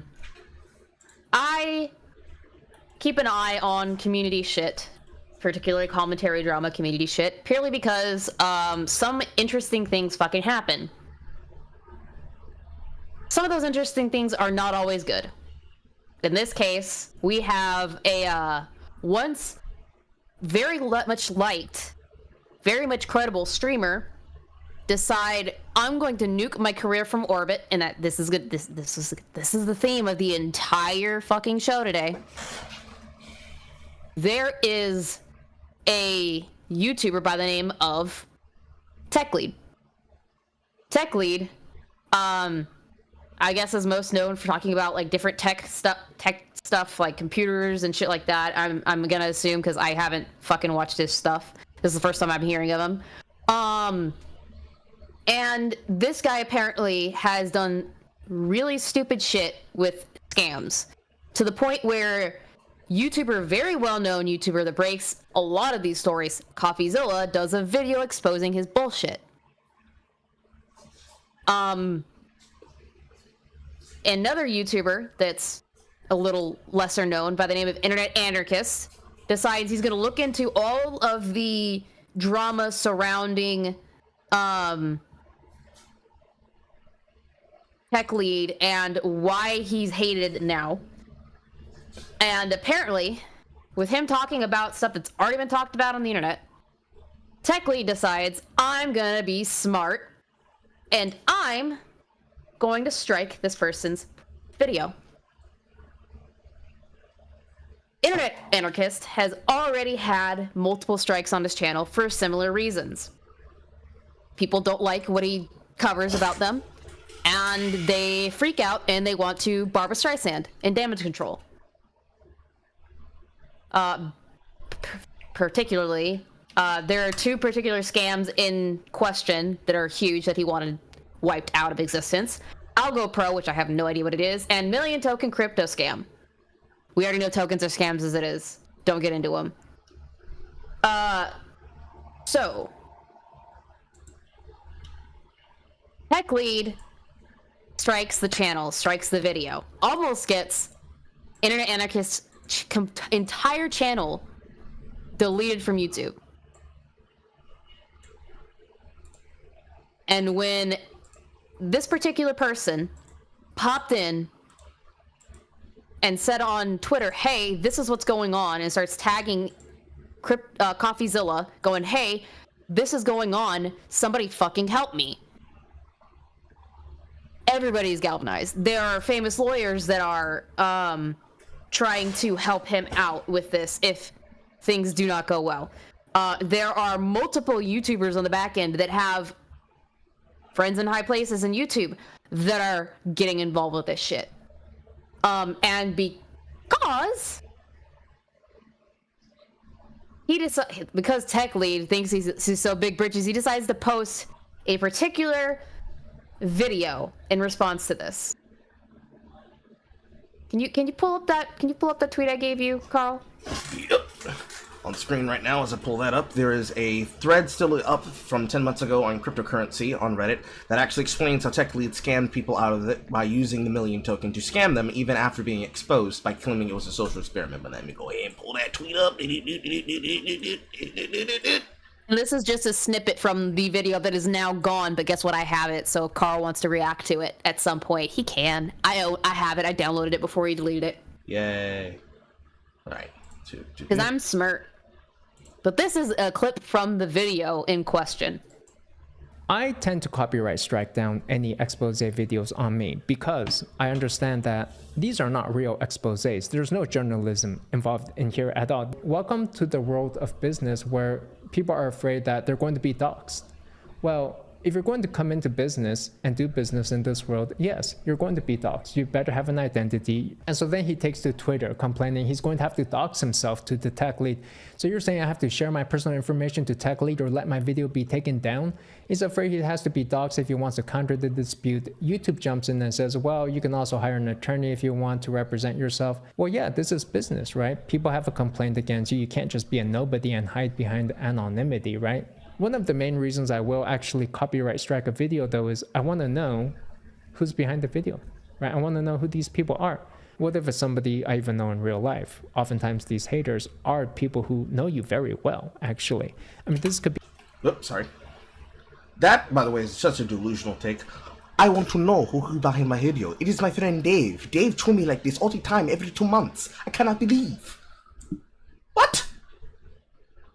Do you realize how many laws you just broke concerning DMCA? Jesus fucking Christ! Be a real physical threat to me. Really, these scam tubers exist only because I allow them to exist, and I can shut them down anytime I like because I own all of the copyrights to the images and audio that they're using. I will issue these copyright strikes on these new YouTuber scam tuber videos. And I don't really care one way or another, I guess, but it's more of a hazing ritual for me, like a welcoming ceremony, just to let them know what they're in store for and who runs the show around here. So you should automatically lose all of your fucking rights, because that's malice. Mm-hmm. Who owns the content around here? So this is my welcoming ceremony. This fucking guy. What happens next in these copyright strike cases is typically we go into court proceedings where I have 30 days to file a legal action, which typically I'm not going to waste anybody's time doing. This is really just my welcoming ceremony, hazing ceremony for people, and so the video will probably be back up after a while. Now, regarding these copyright claims, the truth is, I don't really care. If I wanted to, I could go find all of these expose videos about me and copyright strike each and every one of them and take them down and take them to court if I really cared, if I wanted to. Crazy. Reading from the thread. It has now gone only to falsely use the YouTube copyright system in order to try and get my personal information, as well as reporting and locking the Twitter account when I was trying to reach Team YouTube, harassing me by doing so, and here's some of the comments they left on the video. From someone called Blicky Blicks. So you deleted someone's entire video? Yes, and I'll do it again. That video's gone, by the way, guys. It's gone. He really wants to be dim sum like Yagami.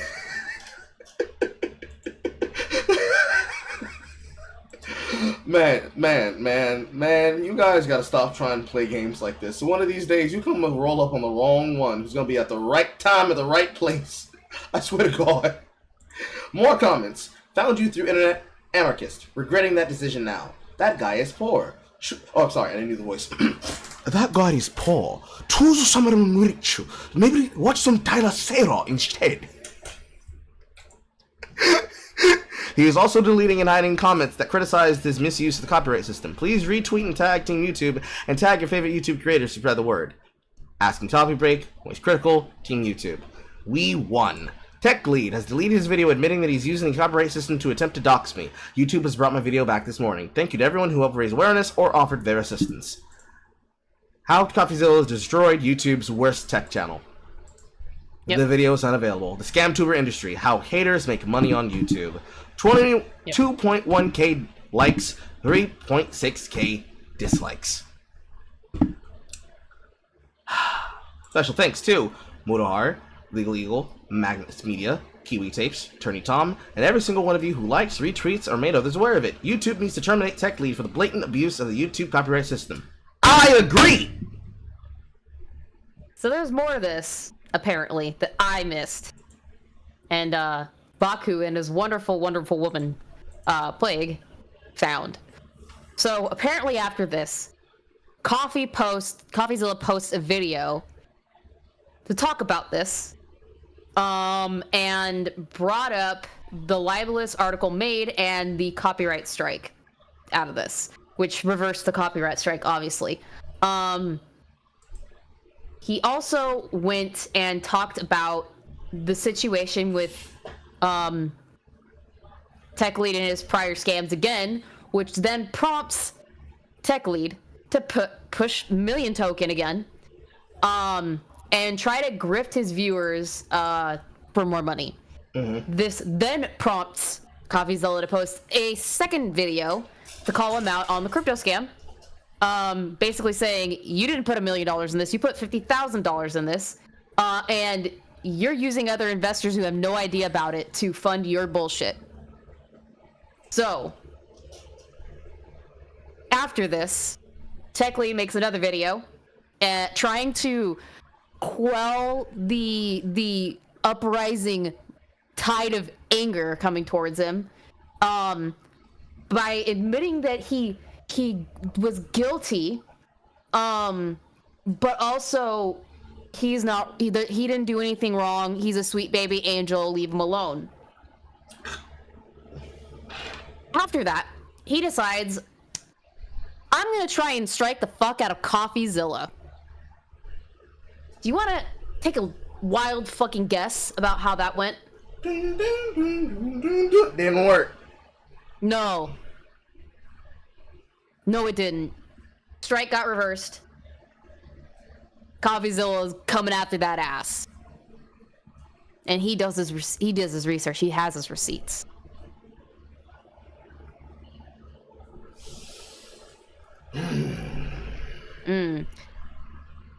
But since everybody in chat has a comment about another thing that's happened, why don't we go into another person who has been getting blown the fuck up this past week, Carl?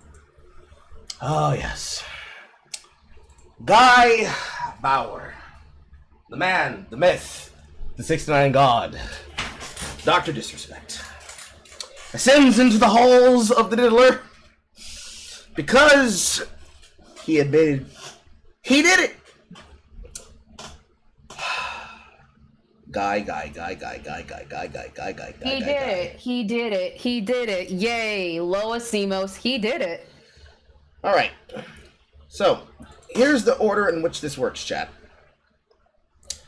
The inciting rumor, I have to air quote rumor now because it's no longer a rumor, but the order in which this happened is the order of, it's the PEMDAS. It's the order of operations in which this story let through. Because unlike most games journalists, I actually have this thing called research and archival integrity. So I'm doing things as the story was led up, not how it was exposed.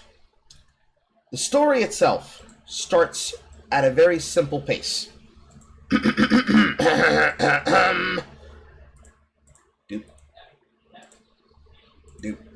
Doop. Former Twitch employee Cody Chauners comes out to say that Dr. Disrespect was banned because he was caught texting a minor on Twitch Whispers trying to meet up them at TwitchCon. He got banned because he was caught texting a minor in the then existing Twitch Whispers product. He was trying to meet up with her at TwitchCon. The powers that be could read in plain text. Case closed, gang. Reported at 8:24 p.m. on June 26, 2024 this year. No one made the wrong decision. Fuck him and his boys. And a clip from said discussion that came from Destiny and Richard Lewis, friend of the channel, discussing this on Destiny's Bridges podcast. Or over two-decade-long career. Surely my word. Dan, it's been a long time. Please tell us. Yeah, it's been a long time. It's so long that the person involved is probably okay now. My memory is really bad because this was like 2 years ago, and I was in Outpost buying a minicopter, and I remember someone saying Dr. Disrespect got banned from Twitch because he was messaging underage girls on Twitch. Why he said that? Wait, what? That's not it. We're about to learn all about the DMCA process now. That's what I'm saying. What I heard in Rust. Did he say that? Why did he say that? He must have heard it. Am I not allowed to say what I heard in Rust? That's insane. His crew what on you just Rust said. is That's wild. insane. If I'm the doc, I'm suing you right now. I would actually sue you. Well, I fought over 2. Right, so they're not joking, even though Destiny, Stephen, Monel II, and Richard Lewis are comparably intelligent about the law. You know, having to call up lawyers, talk about shit live on air, do research. Richard's a well-educated man. He is probably one of the best reporters, if not literally my vote for who I'd want on a fucking desk for an event. And Destiny's at least intelligent enough to know how to do things. You can't make statements like this live on air, and you can't say things like this live on air, because at the time of reporting, to say something like this is extremely litigious. Okay? You can't make this statement, because this is now a statement of character, which thus makes it a statement of defamation. And as many people who are famed with all the people we just mentioned that came to the help of CoffeeZilla to fuck up Tech Lead, lawsuits start from a basis of, again, malice. When you say the streamer was banned because he was texting underage people, and you're a member of staff, there's 3 things happening. 1, spoilage of information. If he's texting people, how do you know? 2, failure of upholding the protection of information. Now, it should be of no surprise that, of course, Twitch looks at and sees the tweets and the DMs and the comments that you make all the time. But of course, like any service, there's supposed to be some barrier of protection. It's like the Hippocratic Oath, or the actual requirement that most sites have to take when they make use of your data, even if they intend on selling it. When you say, I have full protection, this is going to be encrypted, it's going to be protected, blase, blase, blase, this is supposed to be something that no eye see except the system administrator when given a request and a subpoena for the information. It's something that's filed away on a server that has to be asked for. They need permission, they need the DNS access key, and they need to have the fucking filter tap in order to pull it from the from the fucking cookies, which is a tech way to say you need somebody who is legally and is proficiently given permission and system administrator site access to get this data. This is, I'm not giving you shit until I see fucking paperwork levels of detail. So that's 2 fuck-ups. 1, you're making stories on rumors. You're using those rumors to destroy someone's name. That's defamation grounds alone. 2, you're saying, no, it's not a rumor, it's confirmed. We saw it. That's why he was banned. Which then leads to question number 3. If this is the case, then fuck all that other shit. People need to know. There's now a responsibility here. Let's make this something that I was done in my day and age when I was working as a Fed. If I know someone's a diddler, in order to make this shit stick, you need to go through the proper process. Because anything that is revealed without proper right through discovery is inadmissible. If this is the case, if this is truth, when the doc fucking sued you, Twitch, why didn't you win? If it was airtight, lockdown, I want to see you put it up and I want to see it clap and fart at the same time. I'm making shit up here. This is not what he said. Why did you lose and why did Guy win? Basic shit. Basic shit. So 1, 2, 3 strikes. You motherfuckers don't know how to do your jobs. But again, it's Twitch. Do you expect them to know how to do these things? That's what a reputable site would do. But I digress. This then led to a building rumor mill. There are multiple examples of this rumor mill. I am behooved to show some of them, but it's okay. I wrote the doc myself. It's fine. Examples from Rod/Abedlau. Look, for several hours I have been told from a credible source back at the time when the ban actually happened in 2020, the reason for Dr. Disrespect's ban, but due to the importance and sensitivity around the issue, I have refrained from going in on it. I don't feel comfortable with it currently. And then him repeating this statement later in another tweet, I believe of this year, which is, I didn't lie. All of these things in order of relevance and operation at 21 of this year as well. So, if you look at it from the position that I see, the obvious problem should be, okay, sure, you didn't lie, so why did you settle? He's guilty. Why did you settle? He needs to go to jail. He's a 69 god. Why did you settle? He's not like us. Guy's not like us. Why did you settle? It doesn't make sense. But of course, this is as it was reported. This would then lead to a smorgasbord of who's who of talking head leftists pushing the narrative. Namely, Jake Lucky, also known as Jake Sucky, corroborating it as well. A former Twitch employee has come forward and stated the alleged reason of Dr. Disrespect's permanent Twitch ban for sexting a minor in the previous Twitch Whispers product. Direct response from Dr. Disrespect on that same time at 7:17. Jake, seriously, I get it, it's a hot topic, but this has been settled. No wrongdoing was acknowledged, and they paid out the whole contract. Very important statement here, alongside the statement from Zachary Diaz, where people would use this to spur out yellow journalism takes to push for talking points where people would have opinions to say. Very important thing here from Dr. Disrespect words. Hot topic, but this has been settled. No wrongdoing was acknowledged. No wrongdoing was acknowledged. This is a very important string of... No wrongdoing was found. Yes. This is a very string of 5 words. Technically 4, because wrongdoing is a compound word. No wrongdoing was acknowledged means something happened, but you can't prove it, or you can't prove it beyond a shadow of a doubt. You go into a back room. You play a game of 7 Minutes in Heaven. One person walks out bloody. The other person walks out with a bloody fist. What's the basic assumption? You beat her ass. In truth, what actually happened is he tried to put his whole fist up the cooter, and he just got blood on it. This is the example of no wrongdoing was acknowledged. She asked for it. She didn't know it was her time of the month. Gross example, but my point still stands. Everybody else has no idea what's happening here. It's just Guy and Twitch and all of the leftist breadtubers and all the leftist yellow journalists and all of the corrupt yellow journalists and game journalists out there in the industry standing against them as a whole. If there's wrongdoing that was not acknowledged, what actually happened? Why can't you just say you didn't touch kids? We will learn why he didn't say he didn't touch kids. The doc's reaction to this would then be the following day at 11:08. Listen, I'm obviously tied to legal obligations for the settlement with Twitch, but I need to say what I can since it's the fucking internet. I didn't do anything wrong. This has been probed and settled. Nothing illegal. No wrongdoing was found, and I was paid. Elden Ring Monday. This is different from wrongdoing was acknowledged. Now it's no wrongdoing was found. It was probed and settled, and I was paid.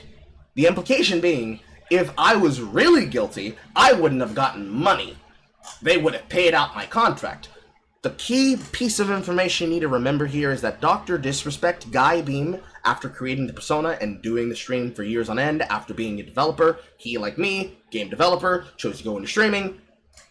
He was one of the biggest names on Twitch that pulled absolute fucking numbers.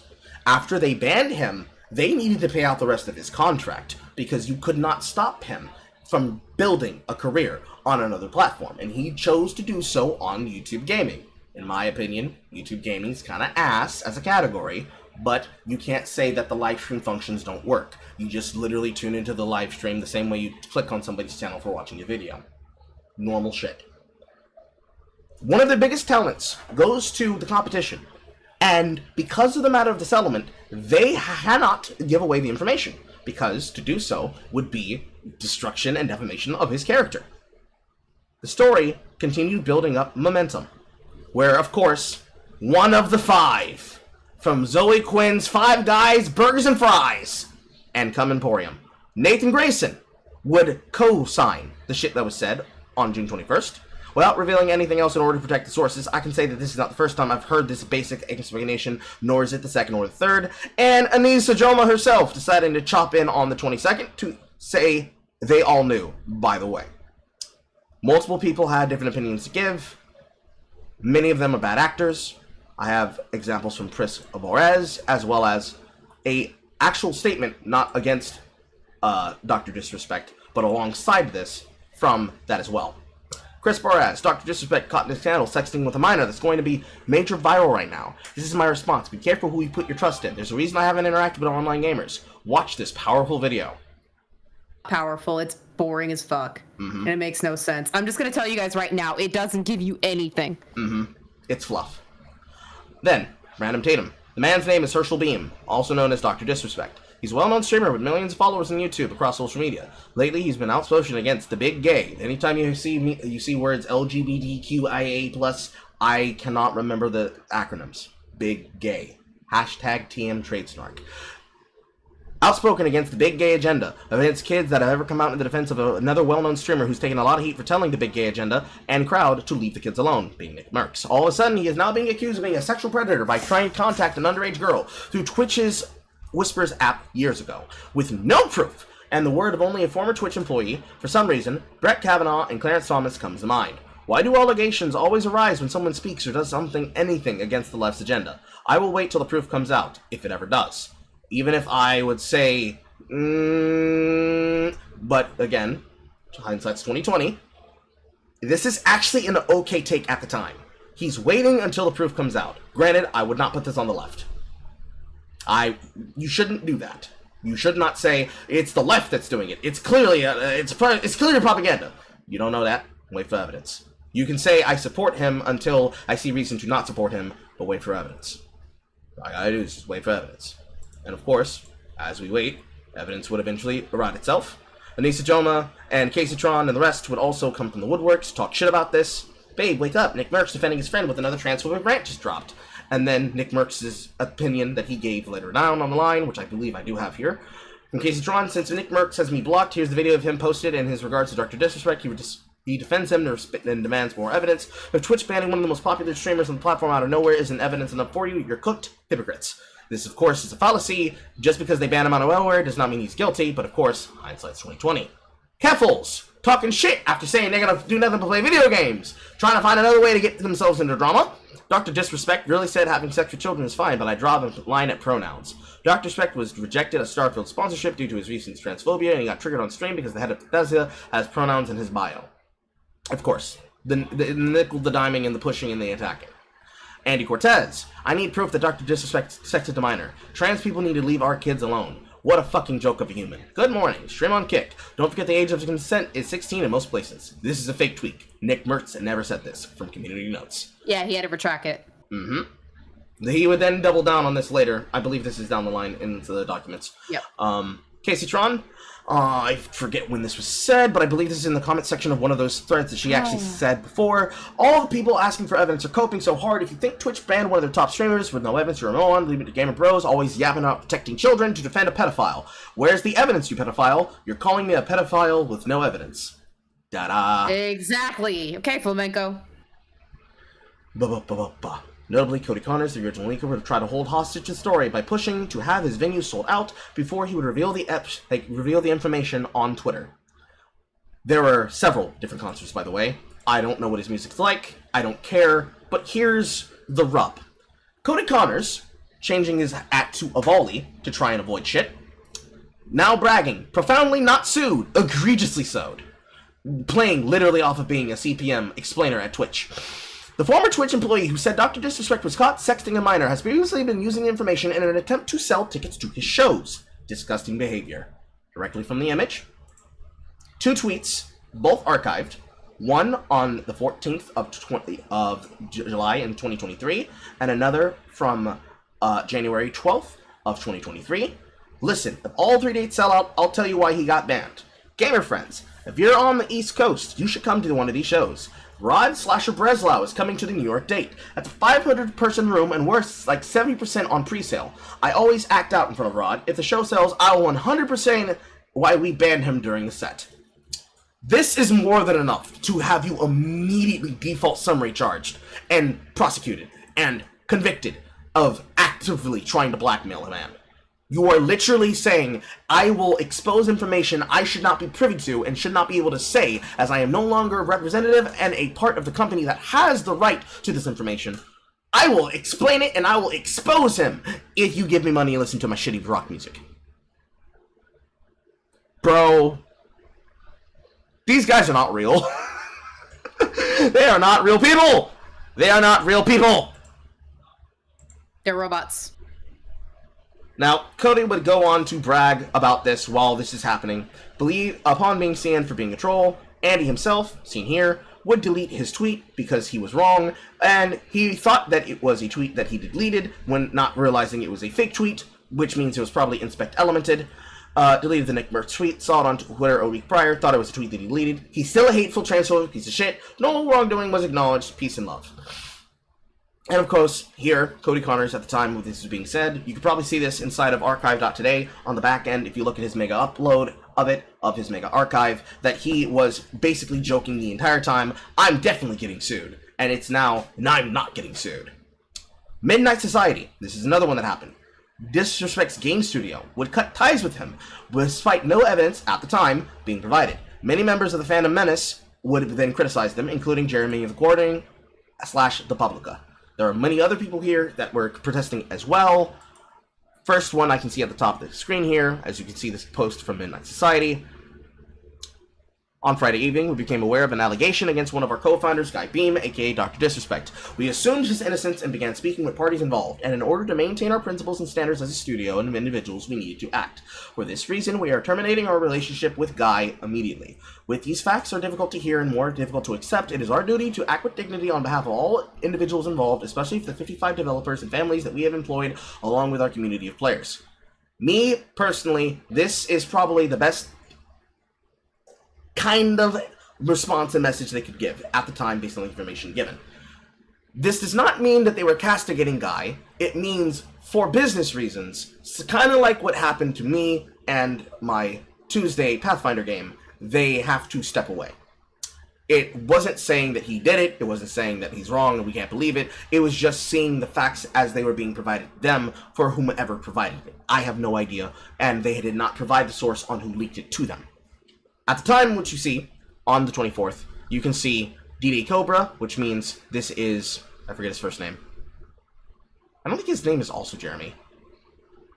But anyways, you see D-Day Cobra of Geeks and Gamers, you see Dan Vask, who is the singer for Friday Night Tights, the Quartering himself is here, Andy Cortez makes an appearance. These replies, let me break the tweet down for y'all. We thought he was innocent, then we started talking to the people involved, now we don't think he's innocent, it's that simple. Savvy, an artist, Yellow Flash Guy. Every other tweet starts getting marked as probable spam, which tells you how much you need to know about how this was being shown. The Act Man, still no mention of the evidence if you guys ever saw evidence. You just talked to parties involved. Take your snake ass somewhere else. We don't want to fucking hear from you. Jake Franklin, The Wizard, Arrow Uprising, Andy Cortez talking again, Crash Override. I don't believe that's the Crash Override network, but just click on it, find out real fast. No, another person called Crash Override. This was all that we knew at the time.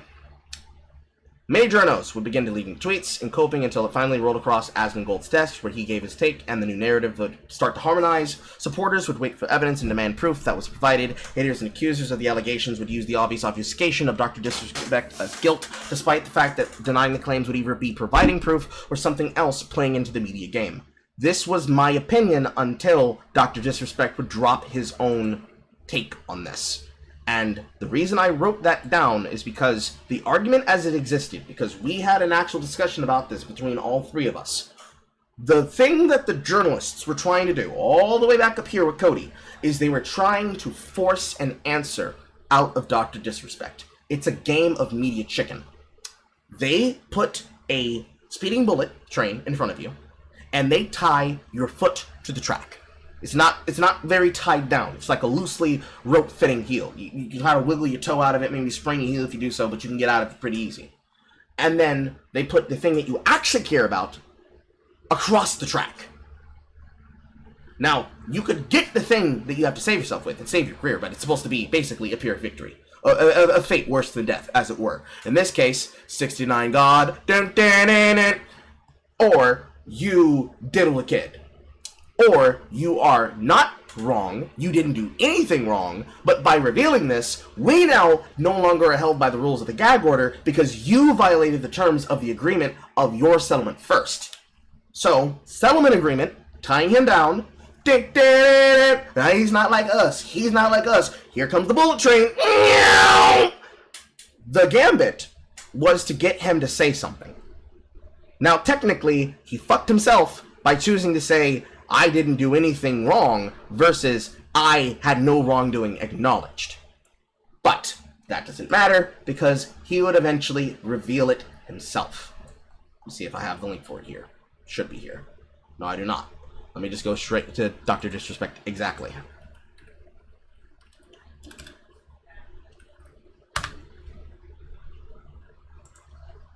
Now, the thing about this is that this message was edited at least 2 times. The first time, Minor was not present, and then it was reinserted into the statement. Here's the statement in full. The Twitch ban. Hello, I'd like to make a quick statement. Let's cut the fucking bullshit. As many of you know, there's no filter with me. I've always been upfront and real with you guys on anything that I can be upfront about, and I'm always willing to accept responsibility, which is why I'm here now. First and foremost, I do want to apologize to everyone in my community, as well as those close to me, my team, and everyone at Midnight Society and Game Studios. How about your wife, guy? How about your wife? Again! You did it again! Talk about his wife, clearly.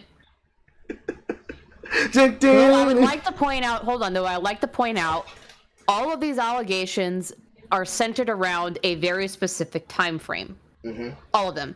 Him cheating on his wife, another accusation comes up later, the reason why he was banned, all of it came around 2017. All of it. Yes. I have not seen anything that says he's done anything since that time period. I want to point that out. Yes. So, he's probably going, and this is probably the other reason why he didn't admit it, being castigated for things that you have done in the past is not the same thing as you being illicitly guilty of anything that you've done currently. He changes his life. Let's use an example. Let's say I was accused of murdering someone, but then I was cleared of all charges, but it was the same thing that happens to guys that are supposedly having been assaulted a woman, and they lose their NFL chances, they lose their career chances, but they get cleared after they've already lost everything, and now they've got to rebuild their life from zero. People attacking you for shit that you were accused of, but were cleared of all charges of, and you were 100% innocent for. You knew you were innocent, the prosecutor knew you were innocent, but they had to go off of what they were given, and you looked like the most prime suspect until the actual suspect was revealed, admitted guilt, and confessed or was caught, is fucking horrible. Unfortunately, that's not how it's kind of working out in this situation, but it would be remiss to not mention, this is shit that happened before in the past, compared to what he is now. He's probably not done this again before, but now the air of doubt makes people worry about, well, can I really say that? I don't really know. I thought I knew his character, but now I don't. This is, again, a part of the media game that they were wanting to play. They wanted to ruin him in the eyes of the public.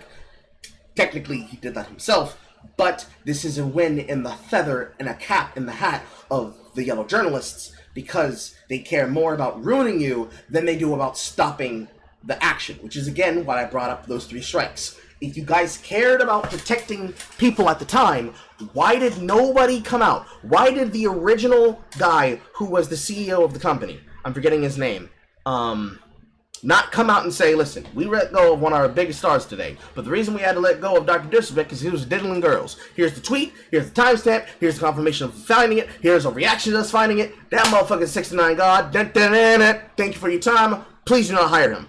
It could have been simple, open shut, just like that.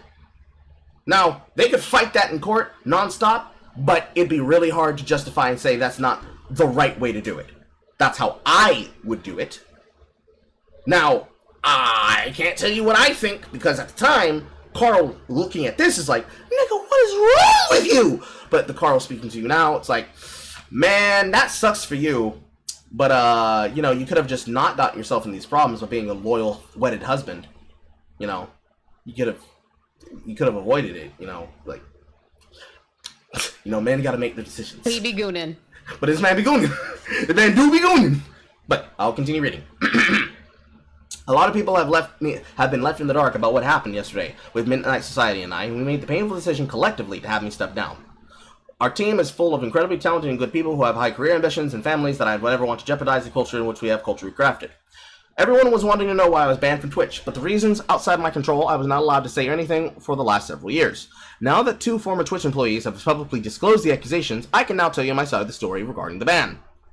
Were there Twitch whisper messages with an individual minor back in 2017? This is the sentence in which they edited minor back into the statement.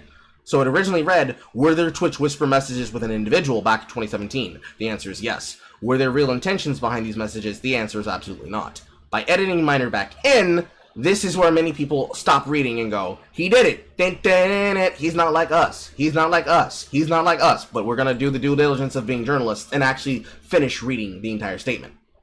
These were casual, mutual conversations that sometimes lean too much in the direction of being inappropriate, but nothing more. Nothing illegal ever happened, no pictures were shared, no crimes were committed. I never even met the individual. I went through a lengthy arbitration regarding a civil dispute with Twitch, and that case was resolved by a settlement. Let me be clear, it was not a criminal case against me, and no criminal charges have ever been brought against me. Now, from a moral standpoint, I absolutely take responsibility. I should have never entertained these conversations to begin with. That's on me. Exactly my point. That's on me as an adult, a husband, and a father. Yes, it should be. It should have never happened. I get it. I'm not perfect, and I own my fucking shit. That was stupid. But this is the second time you've been stupid. What about the first time you were stupid? More than stupid. It's more than stupid, bro. Now, with all this being said, don't get it fucking mistaken. I've seen all the remarks and labels being thrown on so loosely. You mean the loose comments like, yes, absolutely. Social media is a destruction zone. I'm no fucking predator or pedophile. Are you sure? I'm sorry, I'm having fun. Are you kidding me? Anyone that truly knows me fucking knows where I stand on these things with those types of people. Fuck that. This is a different level of disgust I fucking hate even hearing about. Don't be labeling me as one of the worst with your exaggerations. Get the fuck out of here with that shit. But I think what I needed to say regarding the ban itself, that's it. That's why Twitch made its decision in 2020. To my team, community, and industry friends that have supported me, I apologize. I wish I could have said this sooner. You have always shown me and my family love and support through all these years. We love you guys, and you can't imagine. I have the best fucking community in circle. If this has made you uncomfortable, I get it. You don't have to support me anymore, but just know you've always been greatly appreciated. But trust me when I say this, to all my haters that live and breathe social media with zero fucking life experience, I don't give a fuck about you. Finally, if you're uncomfortable with this entire statement and think I'm a piece of shit, that's fine. I'm not fucking going anywhere. I'm not the same guy that made the mistakes all these years ago. I'm taking an extended vacation with my family, as mentioned on stream, and I'm coming back with a heavy weight off my shoulders. They want me to disappear. Yeah, fucking right. Now, reading through the comments. To be honest, you should have been banned for using Twitch whisper messages in general. Embarrassing. Vanessa, Gothics. Good on you for owning up to it. Enjoy your vacation with the family. Vanessa's quote, if your emphasis is available to everyone, your selective self-righteousness activism will never excuse or undo the wrongs which you've done. Okay, so here's what I'm going to say about this entire situation, because a couple of days ago, I tweeted out that I just find it interesting that people make all of these accusations about someone that they don't like. And that's very common with cancel culture. You don't like someone, you don't like what they have to say, you make accusations, and you don't provide any proof. Well, apparently, according to this message that you're looking at that I'm retweeting, Dr. Disrespect admitted that he was speaking to a minor in his DMs. Okay, thank you for admitting that, Dr. Disrespect. Now, here's what I'm gonna say, because I am just so intrigued by all of the outrage revolving around this particular incident. First of all, this was how many years ago?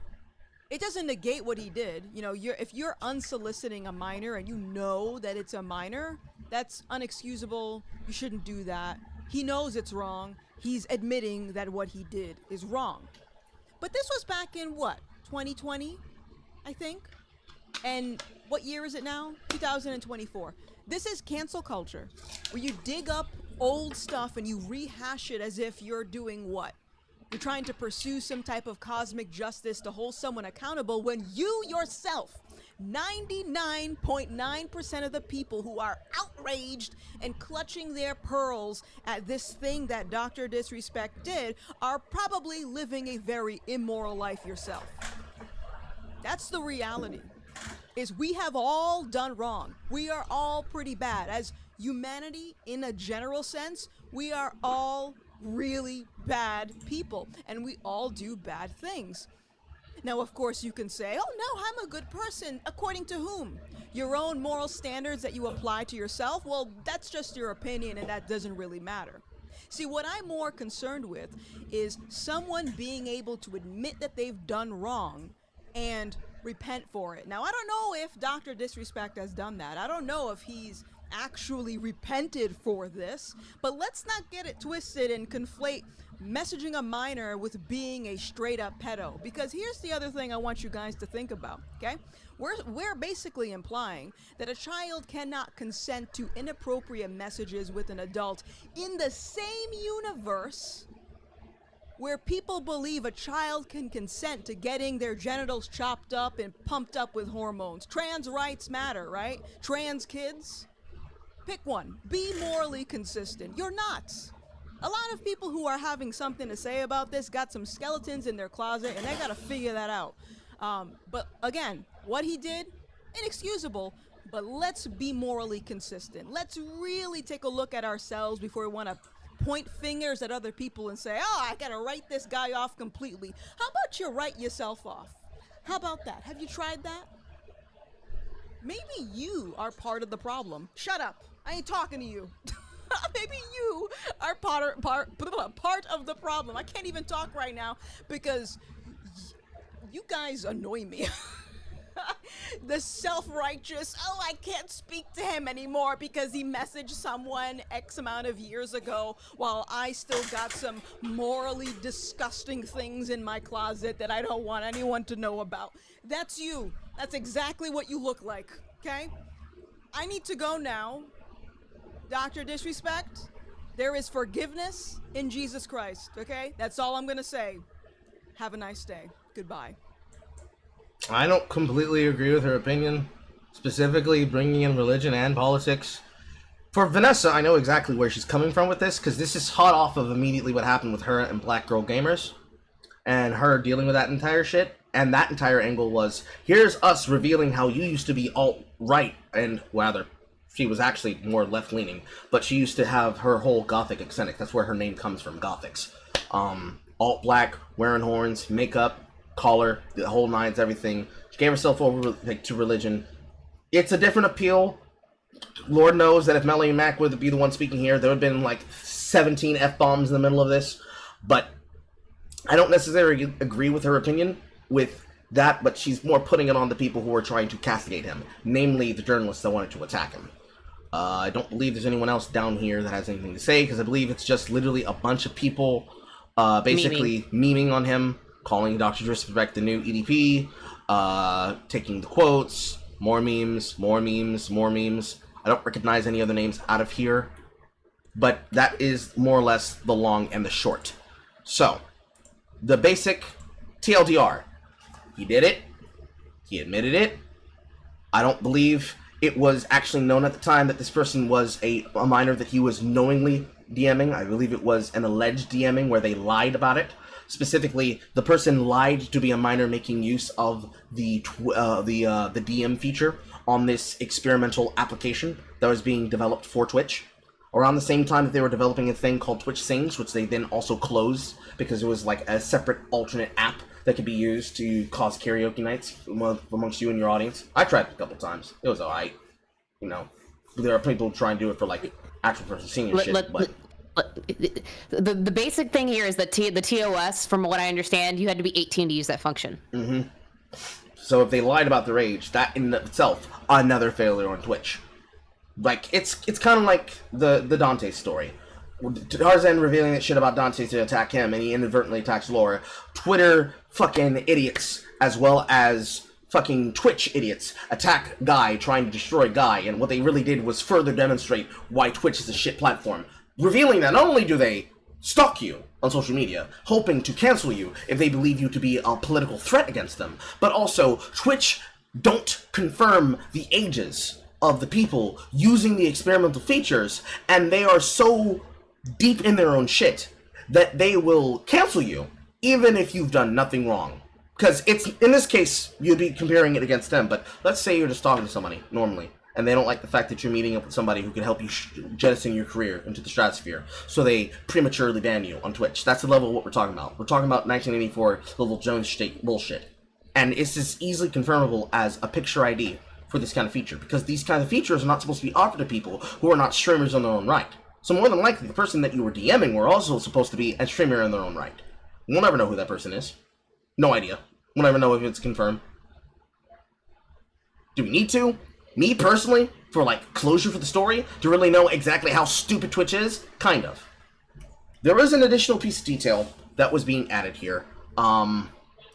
Where is it? I think we have it There are inside multiple. the server. I'm looking specifically at the one that's for the Proton Mail. I'm not going to show the Proton Mail, but the basic generality of it is that this comes from somebody who's inside of Trust and Safety at Twitch who no longer works with the company. But basically, it was a breakdown of here's how the story was discussed, here's this opinion that we gave, and here's what we think about this from the internal of the company. This is not confirmed, but here's what people need to know if they want to care about what is and isn't, and what is and what could be, blah, blah, blah, blah, blah, blah. I'm going to read this off verbatim on this link. Proton Mail, name redacted, reported and said, yeah, what? We gotta speed this up, bro. I am. Subject matter says in truth line, the truth regarding Dr. Disrespect, blase, sending this to multiple people in the gaming news media. The person keeps themselves unidentified. The message was kept in the inbox for 12 hours. What could not be said publicly by the Dr. Disrespect camp is that the whispers between a 17-year-old on Twitch, the age was not known at the time.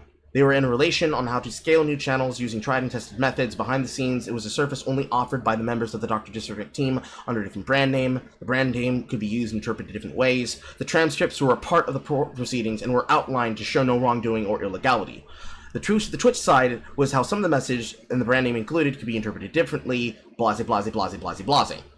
This is interpreted differently by different members of the Twitch team that taken a dislike to Dr. Disrespect due to the bathroom incident. The eternal feeling was that it would only be a matter of time until they could get him. So, the way that this was used was that the push by now Twitch staff members were, we want to fuck you up because of the bathroom incident, and we want to destroy your career because we don't like you. And that was what presented this. Now, I can't take the Proton Mail within full consideration of being true and real or not, because I don't know the person who's saying it, and it also has the name redacted. Having dealt with Twitch staff members myself, with talking to my own agent, but because I have the same person that works with Amy from Trust and Safety, this is kind of how they do business. They will contact you through non-official methods. They will not tell you who you're talking to unless you know exactly who it is. They will affirm to you and prove that it is somebody who knows something, because they will have information that only an insider could have. The fact of the matter is, even if this is true, let's play both angles. If this is real, Twitch and ex-Twitch members wanted to fully ruin both the career and the life of Dr. Disrespect.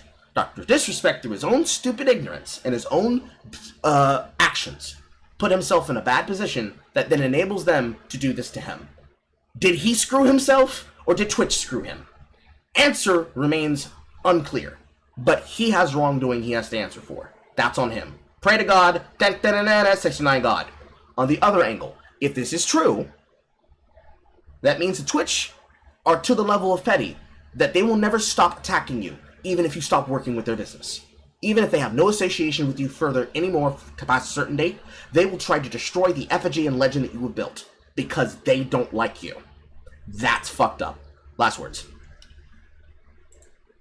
There are some updates that have to go on with this. I'm just going to blow through them very quickly. One, another incident that I was mentioning earlier is that a trans sex worker on Twitter dropped some DMs from him, stating that in 2017, around the same time that all this other stuff happened, he was gooning in her DMs. The 49ers have dropped him.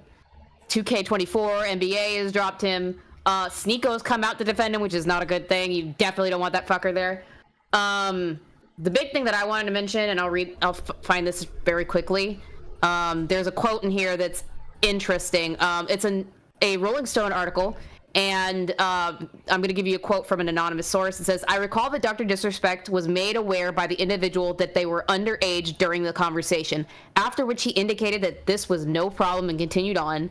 The former employee says, "There was no confusion. Messages sent after this was acknowledged were no less graphic and in sexually explicit nature than before, and I think more than the categorization of leaning too much in the direction of being inappropriate might indicate." My problem with So they're positing that he knew. We don't know that. Again, we can only take it with a grain of salt because we don't have a verification of this person, who this person is, and we don't have any proof. Yes. That's ultimately my problem with it. At this point, I need to see the fucking transcripts, and we'll never get those. So. Yeah. And then the latest thing that came up is Slasher being a dumbass. He goes on a Soundpiker stream, flaps off at the mouth, accuses Dr. Disrespect of being arrested by San Diego Sheriff's Department, which he had to take back. That was a false claim, 100%. So yeah, those are the biggest things that have happened thus far in the saga, and yeah, it's not looking good for the boy, for you, Doc. Yeah. Now, my opinion would be, bro, that's crazy. Go to therapy. Stop doing shit. Find God. Find and or make a folder just full of your wife. Every time you feel like you need to goon, go goon off to the folder of your wife. Stop cheating on her. Stop doing these things to put yourself in these positions. The easiest way to not get caught in a scandal is don't get in the fucking scandal to begin with. Stop it. It's easy. I have not had this happen to me. You know how? Because I don't do these things. This is what you do when you get bored. You niggas are bored. First question I'd ask is, why are you bored of your wife? I was like, you need to go to couples therapy, first off.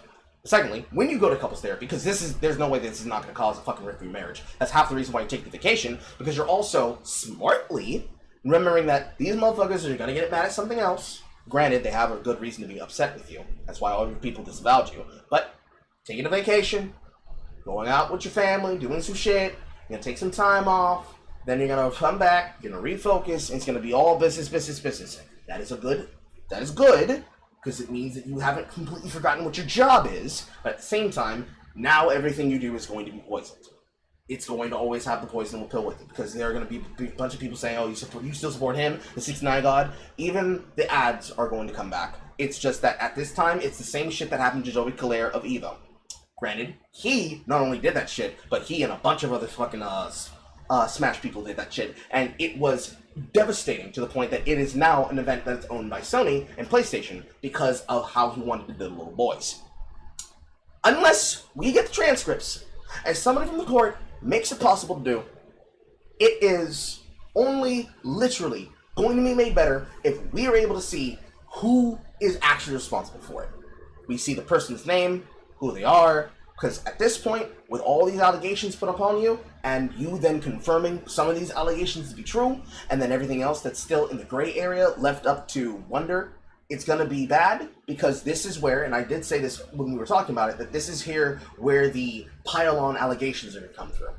I have no clue whether or not the trans-gooning is real or not. It sounds likely if at the time he was just gooning to goon. Let's take it as true, let's take it as false. Two versions of the same event. Do they lead to the same outcome? I think they do. If it's true, damn nigga, you were down bad. If it's not, there's another fucking person looking for a clout off the situation of seeing him getting destroyed, and because all the people who are against him are all politically left-leaning, and they're all shit-lit progressives, or they just happen to have a political bent, or they just really want to see Doc destroyed, they're gonna push any story they hear as being true, go help them, send them money, send them views, send them support. This is a way for people to try and build their career off of his back. So, he's taking a step back. He's not gonna run off at the gums and run off at the mouth and make himself a lol cow. He's gonna take a break, and he's going to return when he believes he has his shit and has plugged all the holes in his strategy and come back and do his stuff. I wish him well, but watch yourself. Don't make me come out of retirement. Shit's an ick. Anyways. Oh, the other thing I'm gonna mention that I think that you would probably call bullshit on is apparently they're saying that this has been under investigation by law enforcement. If it's been under investigation for law enforcement for 4 years and they haven't taken him in, I'm calling bullshit. Very much so. You don't need to sit on shit like this. If you have... No. What? Huh? Okay, what department? Did they name departments? No. Then I don't believe it. No. It's in the Rolling Stone article. Everything can't be corroborated anyways. But yeah, here's the best and worst case scenario. Best case scenario, he had no idea. He cheated on his wife. He's an adulterer, a serial adulterer. He went to counseling. He got better. Okay, cool. Worst case scenario, he knew. He gooned way too hard. And I wouldn't say that he should be banned from the platform because from what I don't understand, this all happened around the same time. We haven't heard of any events yet that has happened after that. He hasn't been taken in by law enforcement. There hasn't been anything that's been put out that's been definitive. I'm going to say I'm not going to support him, but I'm not going to be pitchforks and torches about it. Yeah, we ain't watching the streams or anything, but I'm not trying to pray on his downfall or nothing. It's just, it's horrible to hear. It's a bad story. Like, damn. Again, make a folder of porn of your wife, and when you feel the urge to goon off to your wife. Be better. Be better than the pig roach himself. Don't let your career die before Darkseid Filled finally takes his last stream on the internet. Don't go out like that. Don't go out like that! And answer the chat real quick. Why does the big gay community act so toxically to everyone? Purity spiral. The word you're looking for is purity spiral. They are purity spiraling. If you don't meet the accredited words, if you aren't gay enough, if you're not queer enough, if you're not trans enough, if you're not progressive enough, if you're not an ally, they will attack you and hound you. Because he is so vocal on these issues, and because there's a political angle on the fact that the people who came to him before were of this political intrigue, they don't like him, he don't like them, and it's going to be war whenever they meet. That's the thing about allies. They're like NPCs in a game of Fire Emblem. They will only ever stand with you on single issues. They aren't really your friends. They will backstab you the moment that they have a chance to. And considering that the entire platform of Twitch itself is generally left-leaning and is full of fucking Redditors that like to stoke drama, which is half the reason why most of the clips that we usually get concerning most shit comes to us, they care more about talking about things to occupy themselves than actually doing deep dive research or actually making a point. They don't have the ability to focus on one thing at one time. That's all it is. However, I'm going to clarify that it's not all of LGBTQ. It's not. It's a loud minority. Mm-hmm. Because both Carl and I fall under that umbrella, and neither of us are vocal about we castigating people or saying we need representation like this or that. Neither of us give a shit. I always make sure that when I say it, I always put the hashtag JamShadesnark because that's the problem. Like, it's not people who are just gay or trans or bisexual. It's not the sapphics, it's not the aces, it's not the blase. It is the big gay. The reason I call it big gay is I put in the same view as big oil, big car, big business, big finance, big banks. They are an industry created on grievance culture. They aren't out for you. They are marketing grievance culture and selling, quote from Fight Club, your fat ass is back to you through activism and representation and didn't earn it strategies and BlackRock investments into games to make you feel like you're making progress when you're just standing in place or worse, being set backwards. They aren't really about protecting things. They're not about being a LGBTQ, AAI+, two-spirit community. They are about being a business that makes money off of castigating other people, pointing at them, saying that they're a problem, and then finding a new monster to fight, to continue the money printer, inevitably and ineffably, as they march a death march through the heart of the Capitol and the heart of the politic, as they keep cheering on the heads of the enemies that they beheaded on the pikes, saying, we're gonna get gay rights, we're gonna get gay rights. And every single one of us that don't give a shit about it and are not gonna be conscripted into this war, standing on the sidelines, the same way most people do with Gamergate 1 and definitely with Gamergate 2. Okay, Carl, we have another topic and your girl has to go take care of some ribs in like 20 minutes. Yes. But yeah, they are not like us. They don't care about people. They care about money. Anyways, last topic. Okay. We have one more topic and I'm gonna blaze through this shit because just like I said, I've got some baby back ribs in the oven that I need to take care of, and I needs to eat. So we're gonna blow through this as quickly as I possibly can. Einabber v. Kirst. If you're not aware of who Einabber is, he's associated with I'm Alex. He's a part of the big community, commentary community sphere, very big because of topics that he covers. He's controversial for a lot of reasons, in the same way that I'm Alex is, doing dumb shit, getting caught doing dumb shit. Alex is worse. But around the time of the I Am Alex allegations that we covered last week, Kirst, the ex-girlfriend of Einabber, drops a tweet thread on the 18th of June 2024, basically saying that Einabber is just like fucking I Am Alex. He's a liar and manipulator. He's abusive to the point where she has hair loss, extreme nausea, vomiting on a daily basis, insomnia, debilitating migraines, and almost killed herself. So there's that. She later then backtracks because she implies that Einabber knew about I Am Alex abusing Alice, which he didn't, so she had to backtrack and clarify that.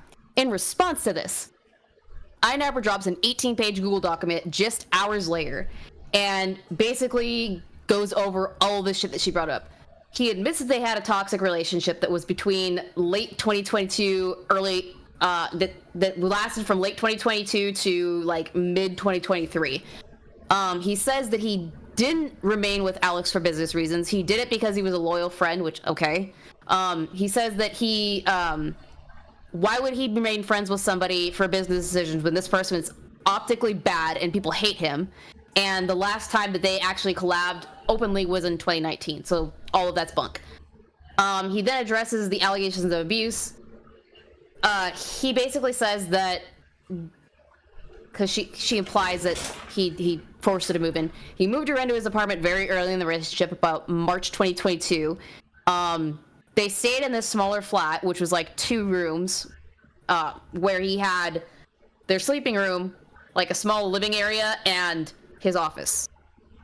Everything is very close quarters. It's cramped. He says that he admits that there were arguments, but they were typical couple fights. He says that he had no idea about the suicide attempt because she never talked to him about it around that time.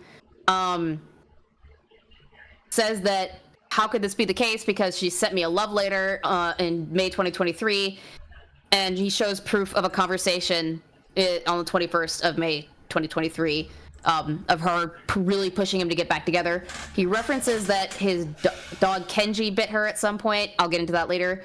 He shows screenshots of her really trying to get back with him throughout June of 2023. He shows a picture of her trying to guilt trip him into breakup sex.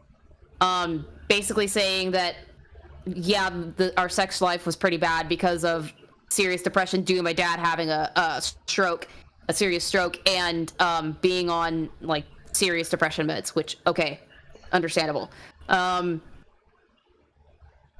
And she basically was trying to say, hey, do you think I'm fat? Why won't you have sex with me? Why won't we have breakup sex? This is weird. Kind of pushing him. He shows that he couldn't have been the case. He couldn't have been the reason why that whole shit, or him coercing her into it, because she, in another screenshot from June, says that it's all hormonal issues from birth control. He shows a tweet or text of them going on a trip in June 15, 2023, of her saying she loved him. So he's saying, I don't know why she's talking like this. She was trying to get back with me so heavy for like months after we got broken up. It doesn't make sense. So he then addresses her, saying that he made her ill. He doesn't understand why that is. Probably it was because they were living together for 9 months after they'd broken up, and that never goes well. He shows that he became very ill because of the situation, to the point where he shows a picture of him on Amazon purchasing a blood pressure monitor, because his blood pressure was so absolutely fucked. Says that part of this was because Kirst would tell him, hey, it's okay if you go see other people, I don't care. But then once he has female friends that he brings over, she throws a shit fit. says that how could he be abusive because I offered to pay for rent for you to move out to a new flat for a few months, and then points out that she's blocking people that are criticizing him. He then brings up that she would bring shit up on Twitter, basically saying that he was being abusive to her, and it doesn't make sense because he tried to be very considerate with her. After that, there's a tweet thread posted by an ex-friend of Kirsty's named Ellie. She basically says that this bitch can't be trusted. She fucked my ex multiple times while we were still together. She was on Snapchat saying that she was getting it in with Alex. She also basically would tell complete strangers that she and Ellie almost slept together, basically implying that they were having sex, and also claimed that one of her exes abused her, and that there's evidence to disprove that. She states that Kirsty is a shitbag because she got her blackout drunk and then sent her home alone in an Uber, didn't make sure she was okay, which is a shitty move. She also claims that she got a Snapchat story from her alluding to dating Inabber purely for clout and money, and calls her out on the claims of knowing Alice's abuse. Then, Kirsty drops a 31-page Google Doc to respond to Inabber's Google Doc. She says that the relationship as a whole wasn't awful, but there were bad times in there. She says she only came out after Alice's story because it emboldened her. She calls Inabber a Jekyll and Hyde. Says I didn't backtrack in the second tweet. I just clarified. She also shows screenshots from Inabber to prove her point, or says the screenshots from Inabber prove her point. It doesn't make any sense. Claims that there's a power dynamic at play and that they have a trauma bond. Goes over the dating timeline, doesn't matter. Then she goes over biting incidents with Kenji, their dog, which is a Shiba Inu, which Shiba Inus are temperamental, if you guys aren't aware. She says that he had fear-based aggression based around food and the kitchen and loud noises. And the first time she was bit, she was feeding him. Inabber told him to put the food away, which freaked Kenji out because he wants the food. And then he attacked her and bit her leg because he wanted the food. She provides pictures of her leg to corroborate this. There's a second bite that happens that she brings up where she turned her back to Kenji to get coffee, and he inevitably chased her around the house and kept her on the couch for 2 hours until Inabber showed up and stopped the situation. She says that after this, they went to get a specialized trainer to address these issues, but Inabber never stuck with the training, which made him backslide. And a third bite occurred, where they got into a fight over Inabber letting Kenji on his bed, which he wasn't supposed to do. This attack was triggered by Inabber slamming the door, and Kenji lunged at her face. This quickly stopped, and there were pictures of her being hurt. She says that he came to the hospital with her this time, but didn't give a shit about her and was like tweeting like crazy about the worst part about the situation is that my dog might be put down instead of my girlfriend's in the hospital hurt because of my dog. She claims that he forced her to call the vet to figure out how to deal with Kenji. They recommend that he gets put down or sent to an aggression shelter, and Inabber allegedly refuses both. This causes the breakup, and she shows pictures of him not really caring about the situation, allegedly joking about the aggression issues, love bombing her, and pictures of the tweets that were put in the hospital. Now here's the claims of her sexual coercion, and she says that she was pressured on multiple times their first holiday together to have sex while she was on her period, and she didn't want to do it because she didn't want to make a mess. She then says that he pressured her during a spa date in February 2023 by saying that he was trying to get her to have sex in the sauna when she wasn't interested in it. Okay. Then she goes on to talk about how he would confine her. She admits that she knew Inabber was self-conscious about people being in the background of his filming, which, okay, yeah, you don't want people making noise behind you while you're making videos. It screws it up. He would ask her to go on errands. At first, she'd be okay with it, and eventually she fucking hated it. She would get to the point where she would stay in the house because of cramps and headaches because of periods. Okay. And eventually she gets to the point where she would stay in a room for hours, claiming that at one point she stayed in the room and didn't make noise for 5 straight hours. She also admits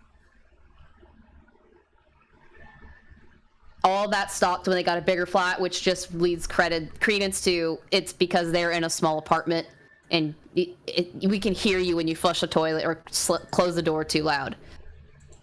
She then accuses him of making her have an eating disorder by saying that around COVID time, he makes a comment that says, "I don't find fat people attractive and I'd break up with you if you gain too much weight."